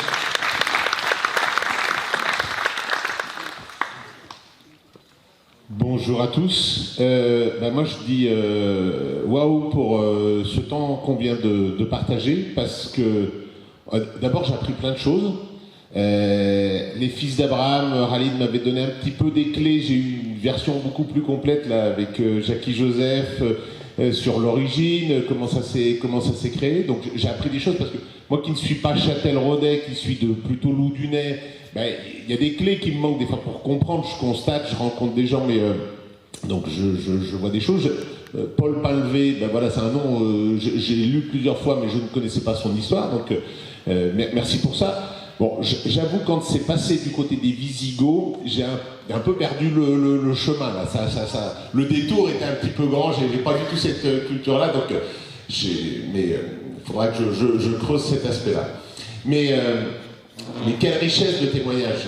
Et Et j'en étais persuadé avant mon mandat de député. Mon mandat de député a amplifié cette chose-là. Beaucoup. Parce que la paix, la question de la paix est quelque chose qui est fondamental pour moi. Et beaucoup des tensions qui existent, soit des fois entre deux personnes, soit des fois entre deux groupes, séparent la méconnaissance de l'autre. Et tout ce que, collectivement, on va pouvoir mettre en place pour faire se rencontrer l'autre. C'était autrefois la guerre du village, parce qu'on ne connaissait pas le village, parce qu'il était plus loin, parce qu'il fallait du temps pour y aller à pied. Aujourd'hui, on ne connaît pas l'autre parce qu'il est différent. Et tout ce qu'on peut faire pour, et ça y contribue pleinement, pour aller à la rencontre de l'autre, d'une autre religion, d'une autre origine, de quelqu'un de différent, d'une autre sensibilité politique, eh bien, on fait un pas de paix. Et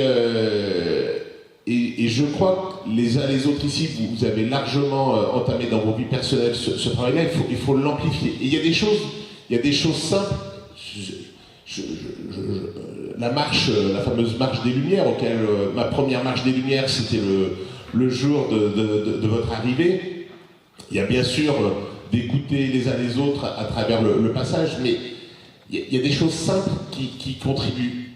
À la fin de la marche des Lumières, on était à la mosquée pour le coup, il y a eu ces petits gâteaux partagés, la notion de repas où on partage quelque chose. D'un point de vue étymologique, le copain, c'est celui avec lequel on partage le pain.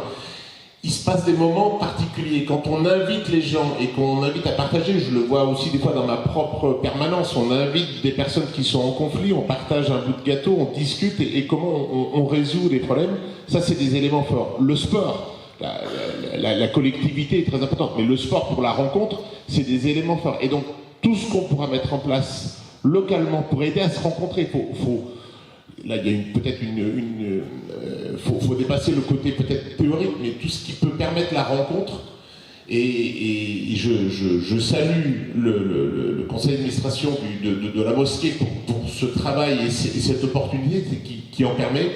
Eh bien, on va travailler à la paix localement et on va travailler à la paix plus largement parce qu'on va apprendre à se connaître les uns les autres. Donc, un immense merci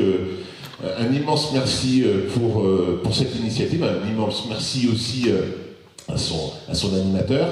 Et puis, je crois que votre témoignage, Madame Boissino, est le symbole de ce qu'il faut faire. Il faut aller à la rencontre des autres. Et c'est vrai que le voyage, quand on a l'opportunité de pouvoir le faire, on voit des choses magnifiques ailleurs, on rencontre des gens, c'est toujours des rencontres riches. 99,5% des rencontres sont riches parce qu'on voit quelqu'un d'autre, on échange. Et c'était très émouvant et très enrichissant sur ce que nous devons faire. Merci beaucoup pour cet après-midi. Merci, voilà. Merci aux députés et à l'élu de la municipalité, M. Baudin, pour ces beaux témoignages. Pour conclure, on a une inauguration, je suis désolé, à 18h30, du coup, je suis désolé, là aussi, on va devoir faire un petit pas sur la partie interaction salle. Puisqu'on a une inauguration à 18h30, donc on a un timing très serré. Et pour les musulmans, il y a un hall qui est loué aussi pour la prière qui, je crois, se fera autour des 17h40. Dans le hall totalement au fond, le hall B.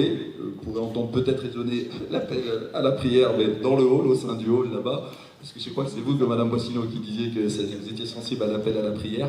En tout cas, voilà, c'est qu'on est très timé, donc je suis désolé, je ne peux pas prendre d'intervention. On a un présent à remettre à Madame Boissino. Si, voilà. Voilà, un petit groupe de filles, on peut les encourager, ce petit groupe de filles.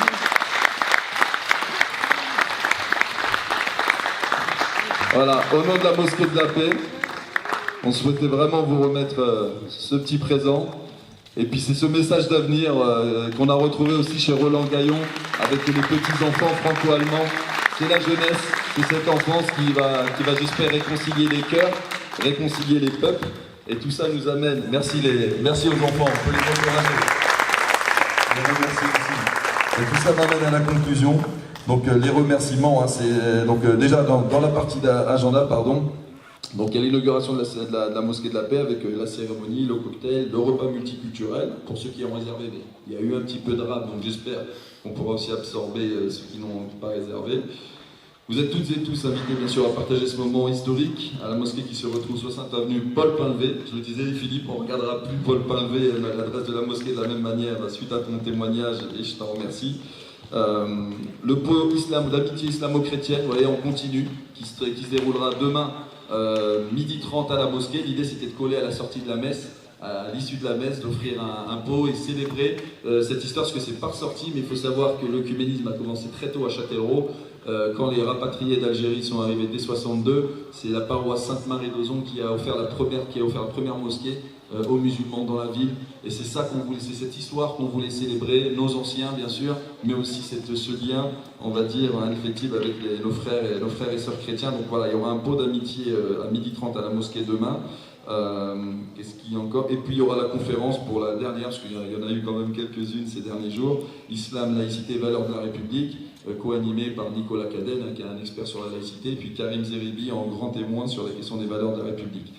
Les remerciements à la Mosquée de la Paix pour nous permettre franchement de pouvoir concrétiser ce gros projet qui est sur plusieurs jours, qui est sur multi-sites, qui fait venir des conférenciers un peu de tous horizons, et puis avec toute la logistique en termes d'accueil qu'il peut y avoir, enfin voilà, qui est inhérent un petit peu à la dimension de ce projet. Les membres actifs, énormément mobilisés, je voudrais vraiment qu'on les applaudisse. Ils sont très mobilisés, l'équipe projet. C'est toutes ces petites mains qui savent faire dans la logistique, dans les repas collations, dans le rangement, dans le nettoyage, dans l'animation pour les enfants qui sont pris en charge, dans la sécurité, enfin voilà, pour accueillir au mieux. On remercie vraiment toutes ces personnes qui participent activement. On remercie nos sponsors avec une très grosse levée de fonds. Enfin, je vais essayer d'en masquer aucun pour contrarier personne, mais vraiment on remercie tous nos sponsors qui nous ont permis de mener à bien ce gros projet, vraiment. Et des Châtelleraudais, des locaux, et puis quelques-uns aussi de l'Est de la France. Donc un grand merci aux sponsors, un remerciement à la ville et l'aglo pour les prêts et les locations de salles, et l'aide logistique au service de la ville. On remercie vraiment les techniciens qui sont aussi très très aidants. Et puis vous, public, sur la tonalité de Dubosc, c'est vous aussi, public, qui aussi nous donnez de la force, vous nous donnez de la force et vous nous encouragez. Donc un grand merci à vous, et on peut applaudir tous les participants. Vraiment, je vous remercie encore pour être... Châtellerault était capitale de la paix. Je ne sais plus qui tout à l'heure parlait de Châtellerault, c'est Khalid qui parlait de capitale de la paix. Je crois que Châtellerault était capitale de la paix, et on vous donnera bien sûr rendez-vous, comme je disais, à 18h30 pour ceux dont l'agenda le permet, de se retrouver à la mosquée. Tout le monde est invité, il n'y a pas de carton d'invitation. On aura le plaisir de vous accueillir là-bas. Et puis je le redis, pour ceux qui veulent accomplir la prière au niveau des musulmans, le hall B a été ménagé à cet effet. On va dire ça comme ça. Puis il y a une cafétéria, si vous voulez vous restaurer dans le hall juste à côté, le hall exposant. Voilà, si vous voulez un petit café ou un petit thé pour vous restaurer, c'est à votre disposition. Encore merci à tous et bonne soirée.